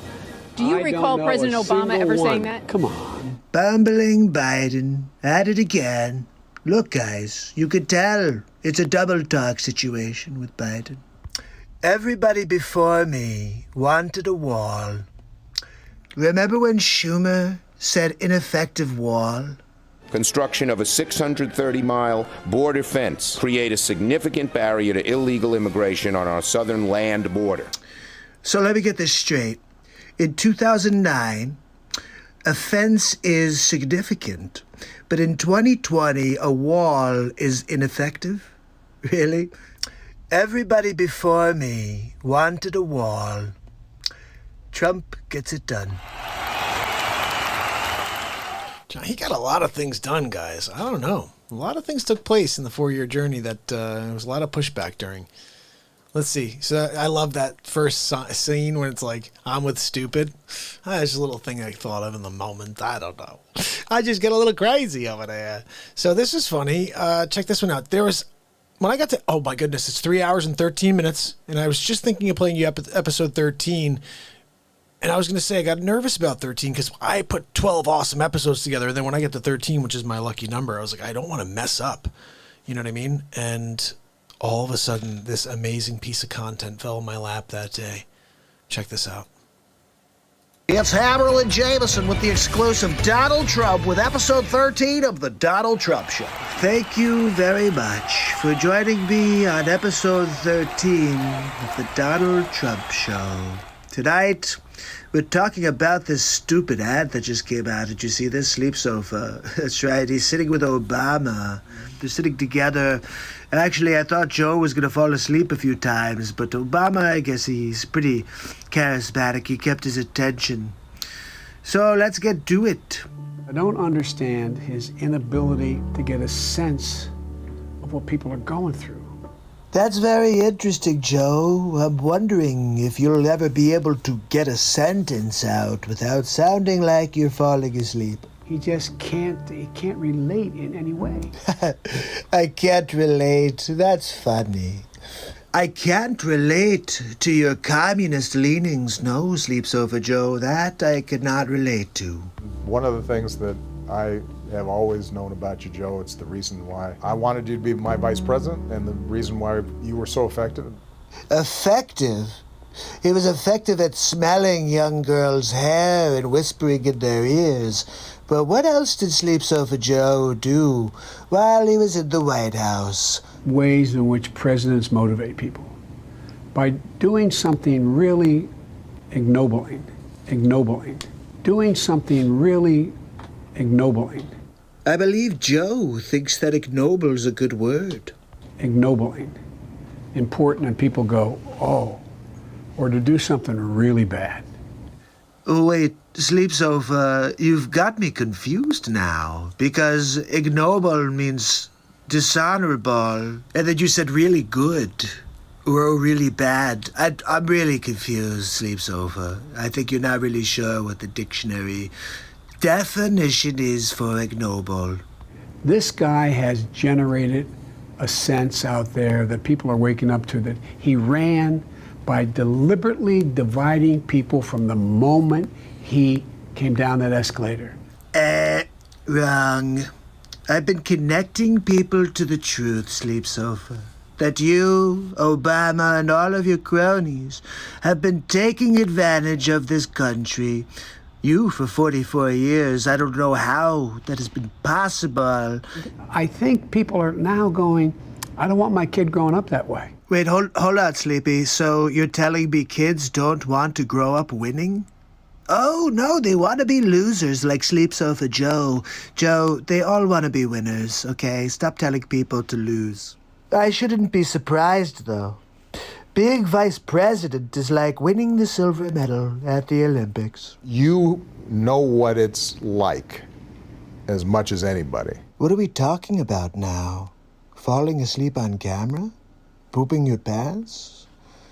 Just elaborate, Barack. To be in the White House during a crisis. Oh, I'm sure you got a lot of great information out of Bobblehead Joe. You know what it's like to have to...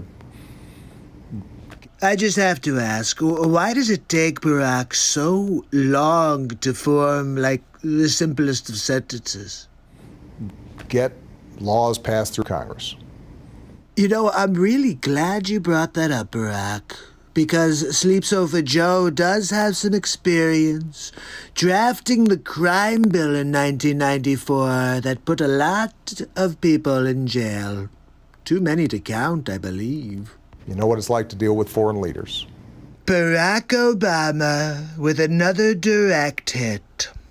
How did you do in Ukraine, Joe? That's right. And how about your son, Hunter? Been looking for him.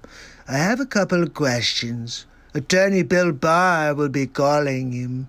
You may want to let your son know. You know what it's like and how lonely it can be. Look, you're probably right, Barack. It must get really lonely for Sleep Sofa Joe. Those couple of thoughts running through his head on a daily. It's okay, Joe. Just take a nap. To make tough decisions where not every decision is going to be perfect, but you got to make them. You know, Barack, it's kind of hard for Joe to make any decisions at this point. And to take responsibility for it. I do have to say I give that to Sleep Sofa. I've heard him say he's going to do a boom, boom, boom, so he does take responsibility for his poopers. Okay, does it or does it not seem like Barack is thinking the same thing? And the thing I've got confidence in, Joe, is your heart and your character and the fact that you are going to be able to reassemble. Okay, so wait a second. What is Sleep Sofa, bumbling Biden, going to reassemble? He can't even assemble a sentence. He doesn't remember his name half the time. He said he's Joe Biden's husband, Joe Biden. That's stupid. Reassemble the kind of government that cares about people and brings people together. Look, I think Joe could bring people together for a nice nap. Okay, but he's not going to accomplish anything except be the Muppet puppet for the left. I have to laugh, though, Barack. You say to help and care for people, but you're the ones who are causing all the problems right now. Anyhow, this was the 13th episode of the Donald Trump Show. We're going to continue to dig deep into the Sleep Sofa and find what's in the cushions. And I'll see you tomorrow at the next Donald Trump Show. I love that. Gonna continue to dig into the Sleep Sofa and find what's in the cushions. That makes me laugh so hard. Oh, goodness. Guys, I just dropped today's podcast because our brother, Keith, is going to be traveling again. He's a trucker. Any truckers out there, I say, grab that podcast and enjoy it. When you drive, you get to listen to it. It's a whole different feeling. It really is. I wanted to talk to you guys quickly, and I want to thank Dana. Thank you so much. Dana, by the way, should be a mod. You see how amazing she is with sharing everything? Look at, you're amazing, Dana. I got to make Dana a mod, and some of you guys I got to just get rid of. Just saying, Dana, you're awesome. No, seriously, I appreciate it. And I think it's so important to do. I'm looking here. I'm like, wow, yeah, that link is something. You know, all these links down below, the affiliate links are very important to this program. I'm very excited about this product. This is our brother Sig's product. This is Xpressmist. And this is an amazing product to take through this pandemic, which is we're dealing with still. And you could put in peroxide, you could put in nano silver, but you can also put in the $1.99 Trader Joe's 99.9% pineapple / grapefruit smelling sprays. But you don't have to pump it and hurt your finger. After 5 or 6 pumps, your finger hurts. This way, I'm misting it. I'm misting my groceries. I'm misting people. I did the sign of the cross the other day on someone's watch. Say, excuse me? If you want to talk to me, I got to let this go. Go ahead, talk. What are you saying? No, keep talking. You're doing great.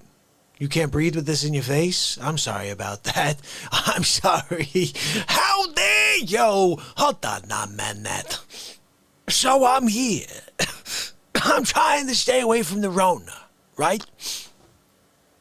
You're telling me I can't do this to your face? You're telling me I gotta sit there and I gotta deal with you without an Xpressmist? When you could go to the website and type in MARKPIRES and get $10 off of a nano vodka? How dare you? I can't figure you. You don't make any sense to me. You see right now, like Dana, she's over there talking about the Teespring, because I got a couple How Dare You shirts. You gotta friggin' check it out, they're ridiculous. I go like this to people. Oh yeah, okay, there we go. Sign of the Cross does it every time. You're not getting the Rona when you do the sign of the cross. It's a fact. I saw it in the CDCs. If you go to the CDCs, it says it. If you use an Xpressmist nano vodka and you do the sign of the cross, you're protected by the nano vodka. I'm sorry. I can't help it. It's phenomenal. We're going to go Dyson it. He's phenomenal. I'm with this filthy animal, right? And she's like, oh, Dice, why you always want to, hang out with me from there? I'm like, 'cause your face don't appeal to me. Go a booger with day. I'm in Vegas, right? Look, I got a freaking story for you. That's when we go straight up Dice. Nita, how you doing? Good to see you. I always play the clip of bumbling Biden rapping, and at the end I'm talking to Nita. At the end I was like, Nita, I'm going to drop that tomorrow as a clip. Guess what we did, Nita? We dropped it as a clip. Guys, remember, so get your Xpressmist, go down below, and please check out the link, which was just posted up there. And also, Noble Gold. Right now, people are saying cash isn't going to be worth anything anymore. You can protect yourself by investing in Noble Gold. Click the link below. You can also check out VirtualVPN if you want to protect where you are online at any given time. You should do that. I also got a new one, TubeBuddy. You can go and check out TubeBuddy. Check the link below, tubebuddy.com/realtalk, and you get insights into your channel in order to figure out how to grow your channel. I'm going to figure out how to grow my channel. But that is something that I'm going to learn from, as well as be an affiliate. They'll be an affiliate of mine. So anyway, check that out. And of course, the BeatSeat, the drum you play with your hands and feet. This is a sponsor of the show as well. And it is the first drum of its kind. I have a patent for this. I invented it. And so I'm the inventor and the owner of the patent. Basically, it's the first drum you could play with your guitar, which you see me do every day. But also, if you happen to be a drummer, it's the first drum you could sit completely upright and you can play with your hands and feet.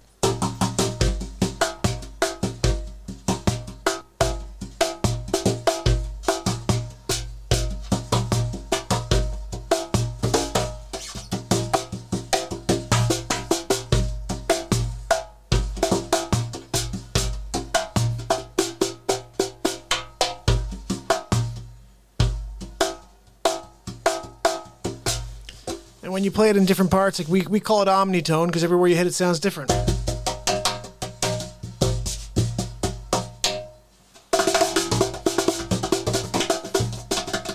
So there you go. The BeatSeat. Go down to beatseat.rocks. You'll see the link come through somewhere in here in a moment. And that's something. Hold on, this is going to make us, this is going to give us some... It's Hammerlin Jamison. So guys, let's see. We're 3 hours, 25 minutes in. We are one away from 100. I told you we can make 100. We almost did it the last bit. Let's see if we can get somebody to pop us over the 100. And I appreciate that, guys, because like I said, I think if we get over 100 likes in every video, that's going to give us a good chance of getting out to some newer folk. And I want to, again, I'm really kind of excited about this. I want to talk about this real quick. But This is a crazy thing that happened. So about 10 years ago, we played one of the clips for you yesterday. Harry Carey interviewing Scarface, okay? Nobody told you to watch the freaking video, okay? But Adam was in and he said, you know, Mark's channel is like 10 years old. And it's true. It was. Oh, thank you guys. We're over. It is 10 years old. I made about 4 videos and then I stopped. I got married, had kids. And my first thought was I'll start doing this because I love making stuff. I like doing, you see what I love doing. And I thought I'd try to do that back then. Did about 4 videos. I hadn't. My idea was to do Owen Wilson next. I think I even filmed something. I never edited it. I was going to do Owen Wilson. I was going to just keep going. Harry Carey interviewing like all these different people. And I stopped. But I also, something else happened that was very upset. And I want to explain the whole tie-in. So I was upset about this. The email address that I used in order to set up that account was a NetZero email address. I had no access to that NetZero email address anymore. I couldn't get into my account in order to switch my email address. It took me a very long time to figure that out, but that was after about 6 or 7 years. I think I let it go for another 6 months or whatever, then I finally pushed through and got on. When I finally got into my account, I had 124 subscribers. Okay? 124 subscribers. So here's the crazy thing, guys. I had 124 subscribers before I even started Real Talk. Think about this. 134. Somebody write this number down. 124, I think it was. Yeah, 124 subs. And I go into this email address and I see Harry Carey interviewing Scarface has 175,000 views. What? And I go in there. I mean, there's a lot of thumbs down, which is fine. I don't care. But the thing was, there was a ton of comments. Now, the comments were almost every comment was really positive. If you go read all the comments, they're all pretty positive comments. Most of them say this: dude, this is so funny. Harry Carey's hilarious. When's your next video? Harry Carey interviewing Christopher Walken. You go through the comments. Oh, this is so cool. Oh, the Walken's spot on. When's the next video? When's your next video? When's your next video? When's your next video? 10 years later, I sent an email to every single person that had emailed or sent a comment. From the wrong page. I sent it from the BeatSeat page. And I was like, guys, I'm live every day forever. This is the page. No, it's not. I don't go live on the BeatSeat page. It took me like an hour and a half to email all these people. And then I realized I'd done it from the wrong account. I did it from the BeatSeat account. And honestly, I'm just too busy to go do it all again and say from this account, hey guys, this is the account, you know? And I already told them I'm live every day forever. At that point, it was day like 350, 400, something like that. I don't even know if Eric maybe had gotten one of those emails. Because I went in and I went to every person and sent a comment. I was like, I appreciate you. I'm so sorry I didn't see this. I lost that email address, didn't see any of these comments. And I absolutely would have responded immediately. And I also would have dropped another piece of content if I knew people were digging on it. I just had no idea. But 10 years later, December 31st, 2018, we're getting close, guys. December 31st, 2018, I'm sitting in my office. And I'm reflecting on the year. I'm saying to myself, what happened this year? I had a good year, but not a great year. Why did the year prior I have a great year, and this year I had an okay year? And I started thinking the only thing that was different is I did more video in 2017. And the video I did was like, I'm a realtor, so I did like walkthroughs, but it would be like the Christopher Walken walkthrough. Wow, guys, check out this house. 9 foot ceilings. Wow, did you see stainless steel? Wow, Viking range. Fantastic, has the griddle option. You can flip it over, you flapjack. You take your flapjack to flip around. Oh, don't go up into the fan system. High end. It's going to get stuck. You have the Bisquick attached to your fan. No good. Wow. Hold on. But this is the stuff that we do on the show. As we just go into the moment. The thing about the face swaps, which is really fun, is when I look at their movements, it brings the content to life. That's the thing, is I can just go nuts. So we're 3 hours and 30 minutes in, but I wanted to say something here. So Eric Ribbler, my brother, Eric said something to me earlier that I thought was hilarious. I'm going to share this with you. Eric, I hope you don't mind I said this, because it's kind of funny, but it's true. You guys can be like, yep, that makes sense. Eric said this. Listen to this. This is his first comment. I remembered you from 10 years ago. Thought you were weird then, but now I get you. So true, brother. Look,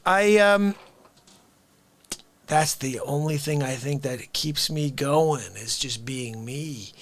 Oh my goodness, as I said that, 3 hours, 31 minutes, and 31 seconds. All 13s of the threes. I'm telling you guys, there's something to this. We are on the right track towards what is meant to happen, which is us connecting, us laughing, us playing music, and becoming one again. I won't stop till it happens. And I'm relying on Eric. I'm relying on all of you. Eric, now that you know I'm here forever, brother, every day I'm coming out here to bring the fire. I'm here to give you the fire. Wow. Of course we're going to do it. Look, Meladia, don't put your fire hiney on the gold toilet.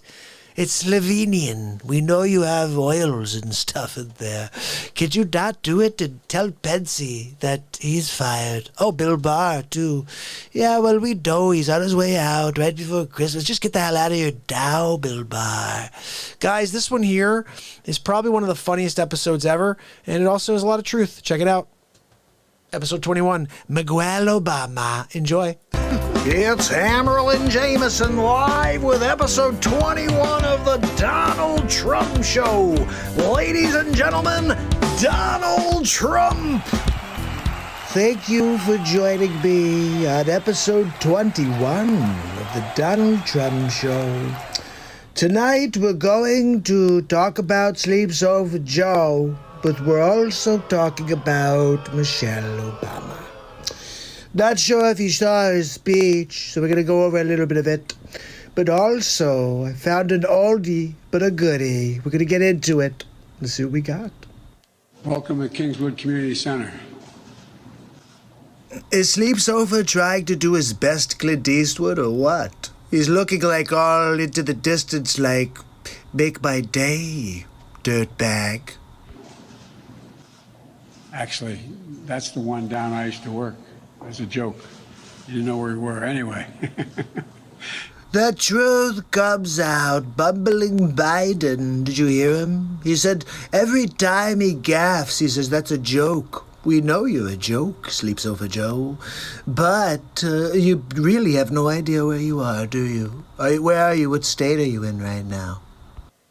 And here at home, as George Floyd, Breonna Taylor, and a never-ending list of innocent people of color continue to be murdered. Miguel, I agree with you. Any innocent people should not be getting murdered by cops. But let's be honest, George Floyd, he's a 5-time criminal on his way to being 6th. And unfortunately, that bad cop, yeah, he was a maybe racist, I don't know, but he's a bad cop. Terrible cop. He should be in jail forever. And he murdered him. So, but no, that was horrible. But anybody who's murdered, but don't say countless. I think it was 13 last year.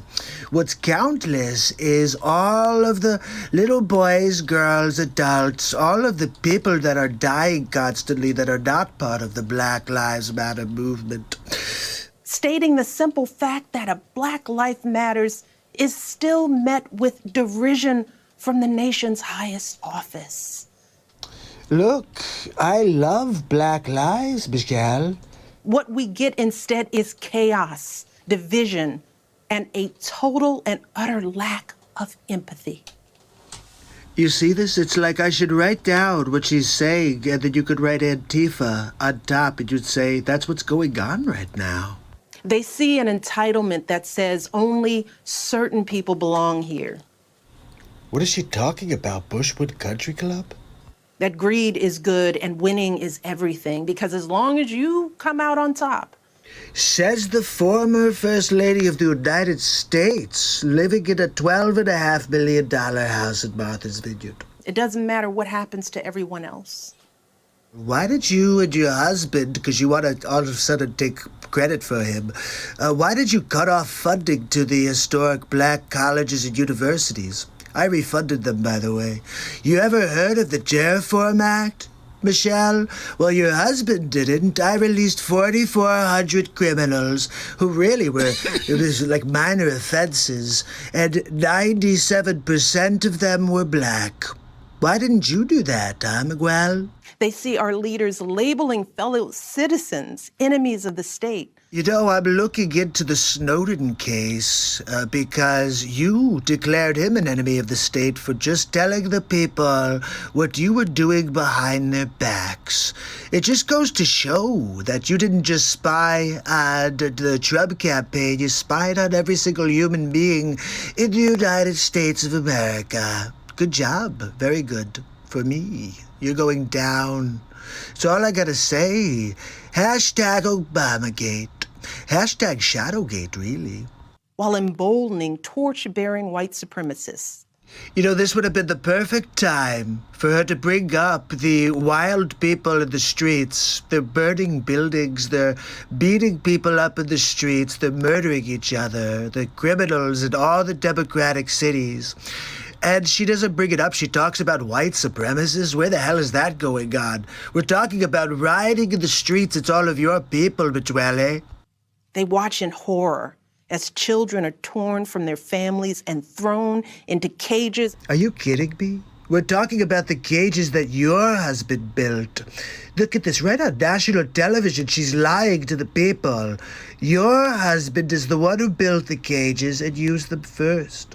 I don't even know how much we use them, but I know your husband built them. And pepper spray and rubber bullets are used on peaceful protesters for a photo op. Why would I not take a photo op with a Bible in my hand? It's a total baller move. Look, they shouldn't have been throwing glass bottles and water bottles that are frozen at the police officers, so they got what they deserved. Sadly, this is the America that is on display for the next generation. Unfortunately, what's on display for the next generation is a psyop that your husband created, and you guys continue to foster fake news. Yes, that's right. You guys created it for Trump, and I'm just destroying it against you because you all of you are fake news. I want to start by thanking Harvey Weinstein for organizing this amazing day. Harvey. What? This is possible because of Harvey. He is a wonderful human being, a good friend, and just a powerhouse. Are you kidding me? Harvey Weinstein? Oh my goodness. But well, you are one heck of a judge of character, I have to say. Big league. And the fact that he and his team took the time to make this happen for all of you should say something not about me or about this place, but about you. Actually, it says a lot about you, Miguel. But look, let's see, do we have anything else, or is that it? By the way, we're going to have, if I get elected president, free college education for 4 years of college, flat out. Are you kidding me? And we're talking about Sleeps Over Joe, or is that Bernie Sanders? Free college? How are we going to do? Let's just write checks for everybody and give them college for free. This is hilarious. Look, I got to tell you, we got to get these people out of here. Look, I'll see you guys on the next episode of The Donald Trump Show. How freaking awesome is that episode?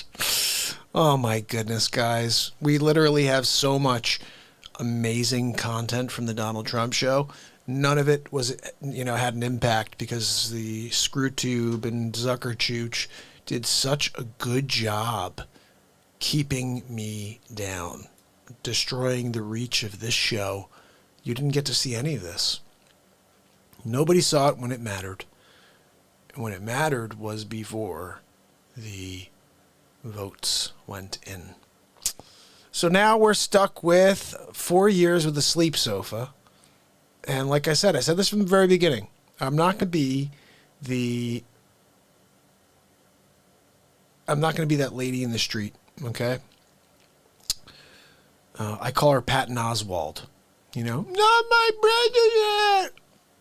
It's my sleep sofa. I'm dealing with it. You know what I mean? It's a very lumpy sleep sofa that I have to deal with for the next 3 years. And it's all because of this lady right here. I think this is a huge reason why we're dealing with being Zucker-chooched. That's right. Frosty knows we've been Zucker-chooched. And by this lady, most of all, she's led the way. It's Hammerlin Jamison live from the studio with episode 3 of the Donald Trump Show. Nancy Pelosi. Ladies and gentlemen, Donald J. Trump. I want to thank you for joining me on episode 3 of the Donald J. Trump Show. Today, we talk about poison. That's right. Don't drink the poison. It's going to kill many people more than coronavirus. Yeah, poison. That's right. Nancy Pelosi. Yeah, I'm sorry. Some people don't know that we do call her poison. Let's take a look at this clip here. I want you to hear what she has to say. You demonize, and then we call it the wrap-up smear. If you want to talk politics, you call it the wrap-up smear. Let's be honest, Nancy, you know nothing about politics. And wrap-up smear? Really? That's what you've been doing to me? Sounds like something you got from your OBGYN. But whatever. You smear somebody with falsehoods and all the rest, and then you merchandise it. I'm sorry, Nancy, can you say that one more time? What was that? You smear somebody with falsehoods and all the rest, and then you merchandise it. Look, she's creating fake news. She told the reporters, you create a story. Let's get back to this clip. And then you write it. Can you freaking believe this? Unless they see it's reported in the press that this, and this, so they have that validation that the press reported the smear. You write the story after we report the falsehoods, and it becomes a validated story by the news, by you, the fake news garbage. It's called the wrap-up smear. Now I'm going to merchandise the press's report. Also, when she says merchandising it, who is she, Mel Brooks from Spaceballs? Spaceballs the flamethrower. Yeah, okay, poison, whatever. Now I'm going to merchandise the press's report on the smear that we made. And it's a tactic. And it's self-evident. You see there, she says it's self-evident because we've been doing it to Trump since he came down the escalator. Well, I have to tell you that I'm happy that I found out about this poison. Now I could put all of my efforts towards taking you down to Chinatown. That's right.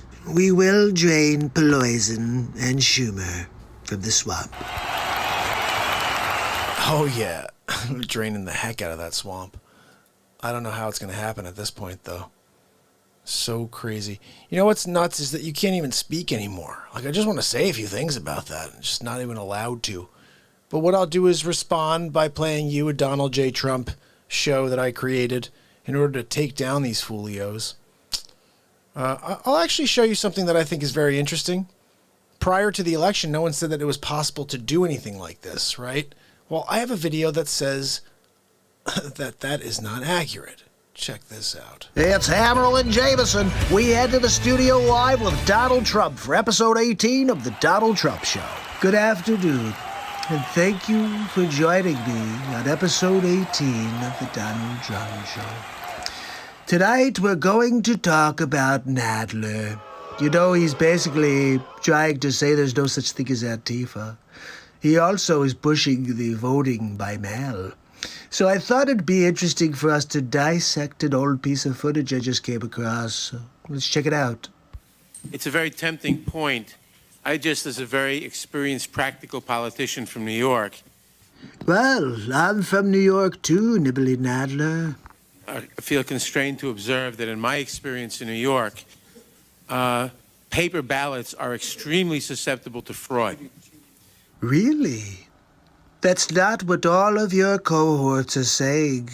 Jerry, they're saying that it will be safe. Everybody can vote by mail. They'll be able to vote for Biden. And whether they're alive or not, their vote will be counted. Paper ballots are extremely susceptible to fraud. Extremely susceptible to fraud. Fraud. Of course, you know that's just some trick photography there, but we wanted to make sure you understand the point. Nadler believes that paper ballots are extremely susceptible to fraud. And at least with the old clunky voting machines that we have in New York, the deliberate fraud is way down. Look, Nadler and I are in agreement on this one. The deliberate fraud is down when you use a machine. So what are we even talking about here? I don't even understand why everyone's fighting me. Oh, that's right, it's because Trump said it. Compared to paper. When the machines break down, they vote on paper. We've had real problems. He said it right I there. don't even understand When the machines why break everyone's- down and they use paper, they've had real problems. This is 2004, people. It's not like it's been 50 years and all of a sudden we're doing better. We're doing worse, actually. So there's got to be a way. There's got to be a way. I'm simply observing that as a problem. There's got to be a way of getting the best of our methodologies. So, Nadler, when did you stop speaking so practically? In fact, the MIT studies have shown that hand-counted paper ballots are among the most reliable. Ooh, you've got a fighter there, Nadler. And at least if there's a miscount, you can discover it. You can't discover miscounts with these Well, then machines. maybe optical scan with paper. I want a paper trail. I want paper somewhere. But pure paper with no machines, I can show you experience which would make your head spin. Back then, he could show you experience, make your head spin, but now they're like, hey, let's vote by mail. It's fine. There's no fraud. It's totally fine. We should just do it. Coronavirus, schmoronavirus. What's happening in Portland right now? There's riots. That's a myth. Wait, what's happening in Portland is a myth? I gotta hear more of this one. That's being spread only in Washington, D.C. Oh my goodness. It's a myth spread only in Washington, D.C. Holy cow. Tell us more about this myth, Nadlier. About Antifa in Portland? Yes. Sir, there's videos everywhere online. There's fires and riots. They're throwing fireworks at federal officers. DHS is there. Nadler the numbskull. Look, he probably thinks that they're shooting a motion picture film right now, and it's all a myth. Could be, maybe. You ever seen Argo? Look online. It gets crazy, Mr. Nadler. Jerry Nadler, living in denial, really. You can't save a soul like Jerry Nadler. He's a bad guy. Oh, yeah, look, we can't have paper ballots because they're bad news. There's fraud. But then as soon as his candidate is going to get demolished in the square by Donald J. Trump, oh, look, we should have some paper ballots. They're fine. There's no problems. Trump's crazy. Jerry No Good Nadler, really. Look, I'll see you tomorrow in the next Donald Trump show. Have a good night. Tanya, I hope you have a great day. I know you're across the pond. I think you're in Australia, right? No, I might. Someone asked me earlier if I could do an Australian accent. I'm not sure, mate. I think that if I think about an Australian accent, I have to think about the one person I know that does an Australian accent, or two people, which is one's Mick Dundee, the other one would be the Crocodile Hunter, right? Oi, noi. Check out that crikey. Hey, check out that gator. Check out that croc. Check out that crocodile. I got like a little doll of him somewhere, and he's always like, "Oi, noi, check that beauty out." And he's like, "Check out that beauty." I can't do his. That's not beauty. Is not how I say it, but I know they say "oi, noi, oi, noi." Not really, but sort of. I want to actually get someone with an Australian accent on, and then we can just have a conversation, and I can try to see if I can pick it up. I like picking up accents. You know what I mean? Like, let's get in the conversation together. How we doing? Okay. How dare you? You try to do an Australian. What are you, an Aborigine Australian? How dare that? Right? Ash Roberts. He's like, hey, can you do an Australian? And I'm like, check out that crikey. Oh, he's going down to the gator. Can you check out that crocky? Now he's like, I gotta think about the Crocodile Hunter. In fact, if I pulled him up real quick and listened, I could probably get down a pretty good Australian. I'll do it for tomorrow. You know, my friend Luke has a great Australian accent. Let me think about Luke real quick. If I can get his voice down. I'll have to work on that one for you, brother. Guys, we've been here for... It's 2:22.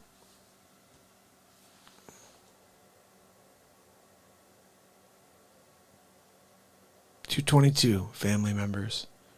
222. That's just always like the angel thing. Now that I know that, I see it every time.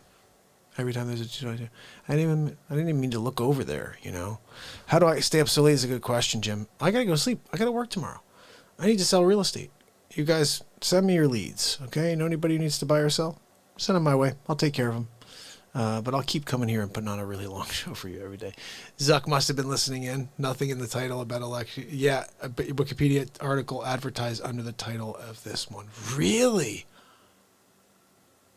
Interesting. You know what's interesting about that is you're right. We didn't talk about anything until we did the Trump episodes. And then they decided to give you the old elbow in the fotch. I think I have to play you guys something you need to see because this is where it all went wrong. You already know the reality because we're where we are. But this is what they tried to tell you wasn't going on the whole 4 years. Check this out. This was intended to be the final episode of the Donald Trump show. This was episode 25. And it's called Gaslighting an American Election.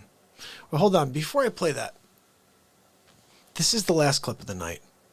I don't know if I should play that or if I should play the final episode of the Trump show, which is day 700. A lot of face swaps, different people, so you can see a lot of different impressions. I think I'm going to do that one just because it's cool.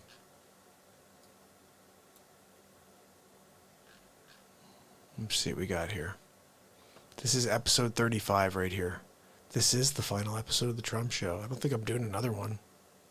Doesn't seem like there needs to be another one.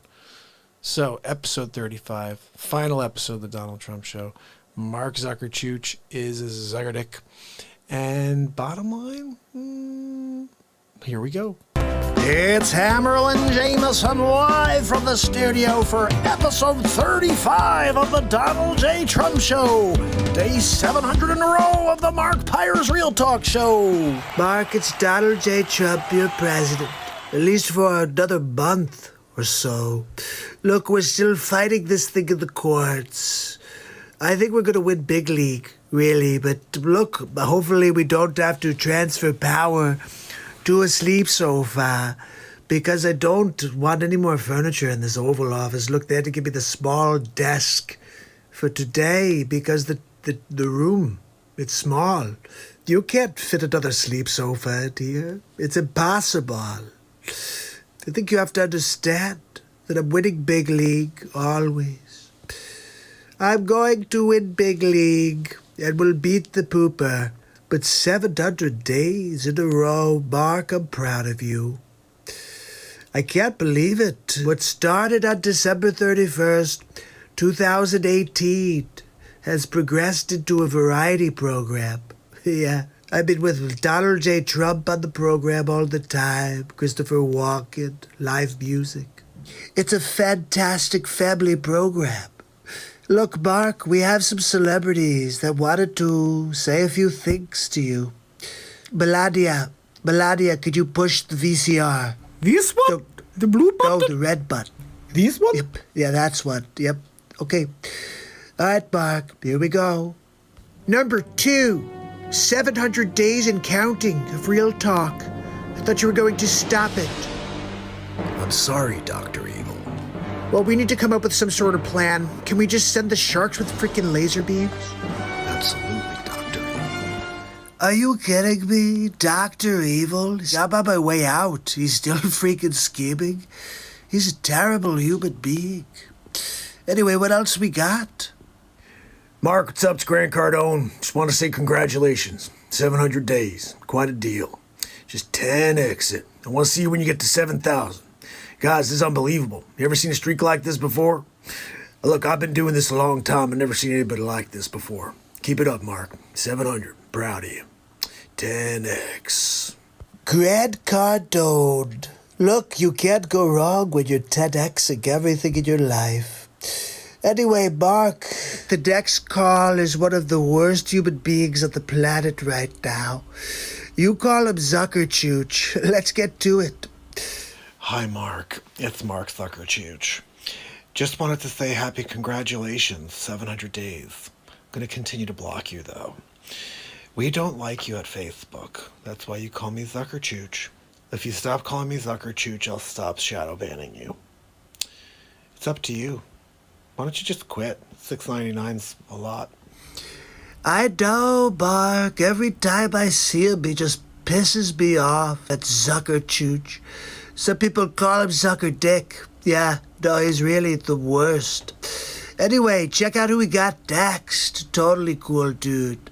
What's up, guys? Gary V. Look, crushing it. I'm here. I just want to tell you 700 days. I've been keeping track of the background. And this show is real deal. If you're not out there watching the Real Talk show, you're not crushing it. Good job, Mark. Keep it up. Gary V. He's back with another what? Can you believe it? He loves the Real Talk program. Mark, 700 days is something I told you long ago. You gotta put your head down. Just drive towards the sun. Sometimes they send a CME at you. You gotta dodge it. The next day, do again and again. Mark, till you cannot anymore. 10,000 days. It's the future. I can see it. Anyway, good job, Mark. Keep it up. Christopher Walken is the greatest actor, right, Mark?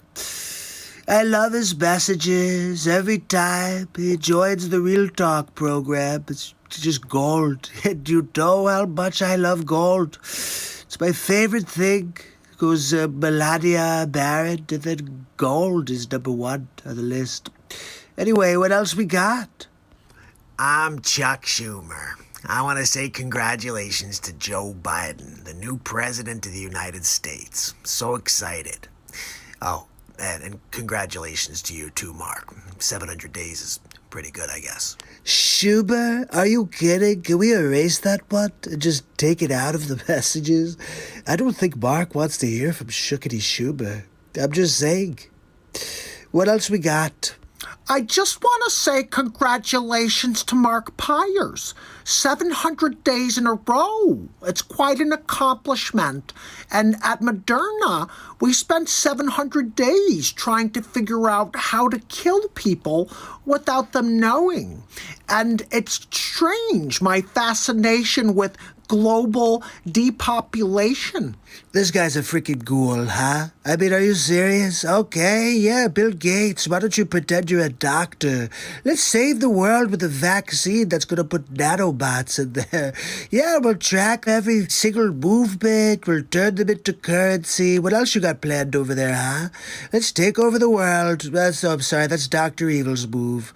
Though I've seen you before, Bill Gates. I've seen you trying to get in the pants of Dr. Evil. I'm Chris Wallace with Fox News. I'm here to say congratulations to MARKPIRES Real Talk. 700 days in a row. Quite an accomplishment. I've never done anything 700 days in a row except try to derail the presidency of Donald Julius John Trump.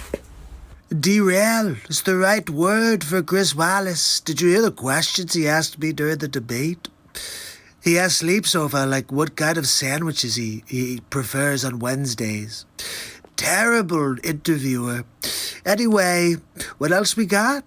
Well, hi, Mark. This is President-elect Sleep Sofa Joe Biden. Bumbling Biden, you call me sometimes, napping on my Joey futon, I know. Look, I just wanted to say congratulations. 700 days in a row. That's phenomenal. I don't know if I've ever done anything like that. I know I've napped 700 days in a row, but as far as anything else, I'm not sure Sleep Sofa Joe has the fortitude to stick with it. But hey, I'm going to be the president of the United States of America. Just stand aside Donald Trump and get ready for Joe Trump. That's right. And just like that, my successor, bumbling Biden, sleeps over Joe, Dapperoo. Yeah, no, seriously. I'm sure Mark really appreciates getting a message from Sleepy Poopy Pants, President-elect, bumbling Biden. Anyway, you're a dapper, you're not the president. I will never concede. You dapped the entire year, in your basement the entire year like a friggin' groundhog. Anyway, what else we got? Hi, Mark, it's Bezos. I can't believe it's 700 days in a row. Like, I feel like we should all be dancing for you. I don't know. Anyway, I just wanted to say congratulations. Keep up the hard work. You can't become Bezos unless you put the time in. Oh, it's the richest man in the world, Jeff Bezos, paying his respects to the Real Talk program. I gotta say, that's actually pretty cool, because he's like the most powerful man on the planet, right? Next to Trumper. Anyway, what else we got? I just want to wish Mark a congratulations. 700 is like a triangle. Starts at 1 and 700. It's like massive. And that's quite a thing he did. 700 days. You got to keep going. If you want to try to beat COVID, you got to go to at least like 1,000 before COVID's under control. It's going to expand, going to be out of control for a while. But keep it up, Mark. You're doing great. We can save the people and send them to the nursing homes. You had to have Quob over? You guys wanted Quob over in the Bix? What the hell? Nobody really likes Quob over. They gave him an Emmy out of pity because he killed so many people. They're like, oh, well, the coverage was decent. The death rate was the worst in history, but let's give him an Emmy. Sounds about right for the Democrat governor from New York. My name is Bernie Sanders. Just wanted to say congratulations. 700 days. Go to the YouTubes. You know, I have gone to the YouTubes before, Bernie. I have. Yeah, thanks so much for that tip. Yeah, how you doing over there? You're going to run the finances for the American people? Really? First trip out of the USA for Donald J. Trump. But Mark, you're going to have to stick around. You've got the young family, the Real Talk show. Congratulations, Mark. 700 days in a row. Melania and I are very proud of you. Of course, that doesn't mean you can use the gold toilet when you come visit me. Still off limits. Anyway, I'll see you next time for the next Donald Trump show. Have a good night. So we did it, my family. We did it, my friends. We got through another 4-hour show here on the Real Talk program. You know, my daughter's like, you should do like 2 hours, Daddy. I'm like, yeah, I know. There's no other part of the story. She's like, yeah, I know. But I come out here with you guys and we just keep going. And you know what? If you think I should do shorter shows, shoot me a note below, let me know. I'm still going to do as long a show as I want to do. I'm still going to drive with whatever light I got. And if that means 4 hours and 4 minutes, and yes, 13 seconds right now, 4:13, I'm going to rock on it. Bex, thank you for your donation. Jim Williams, thank you for your double donation, brother. Appreciate you so much. S. Roberts, thank you so much for hanging with us tonight. Edge, Frosty Knight, thank you so much for your donations on DLive. Dana Shiver, mod of the day. Look, it's not a competition, but she friggin' was like modding the thing like an auctioneer. Look, big in the buy boy, big in the buy boy. Thank you. You're awesome. Thank you so much, Jim Williams. And thank you so much for sharing the links with everybody.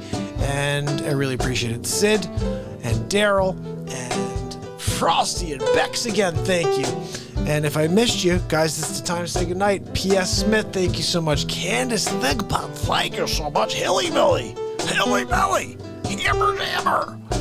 Hilly Billy, good to see you, buddy. Have a good night, my friends. Jerry Hayes, thank you so much. Good night, Cato. Wild Notcrez.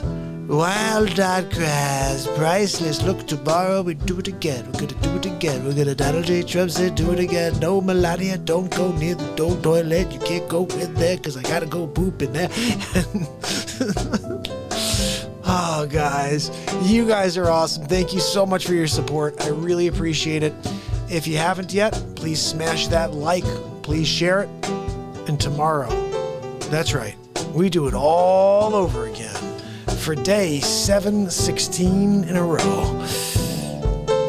Until then, my friends, just remember, keep a smile on your face. It's MARKPIRES. And it's real talk. I love you guys. See you tomorrow.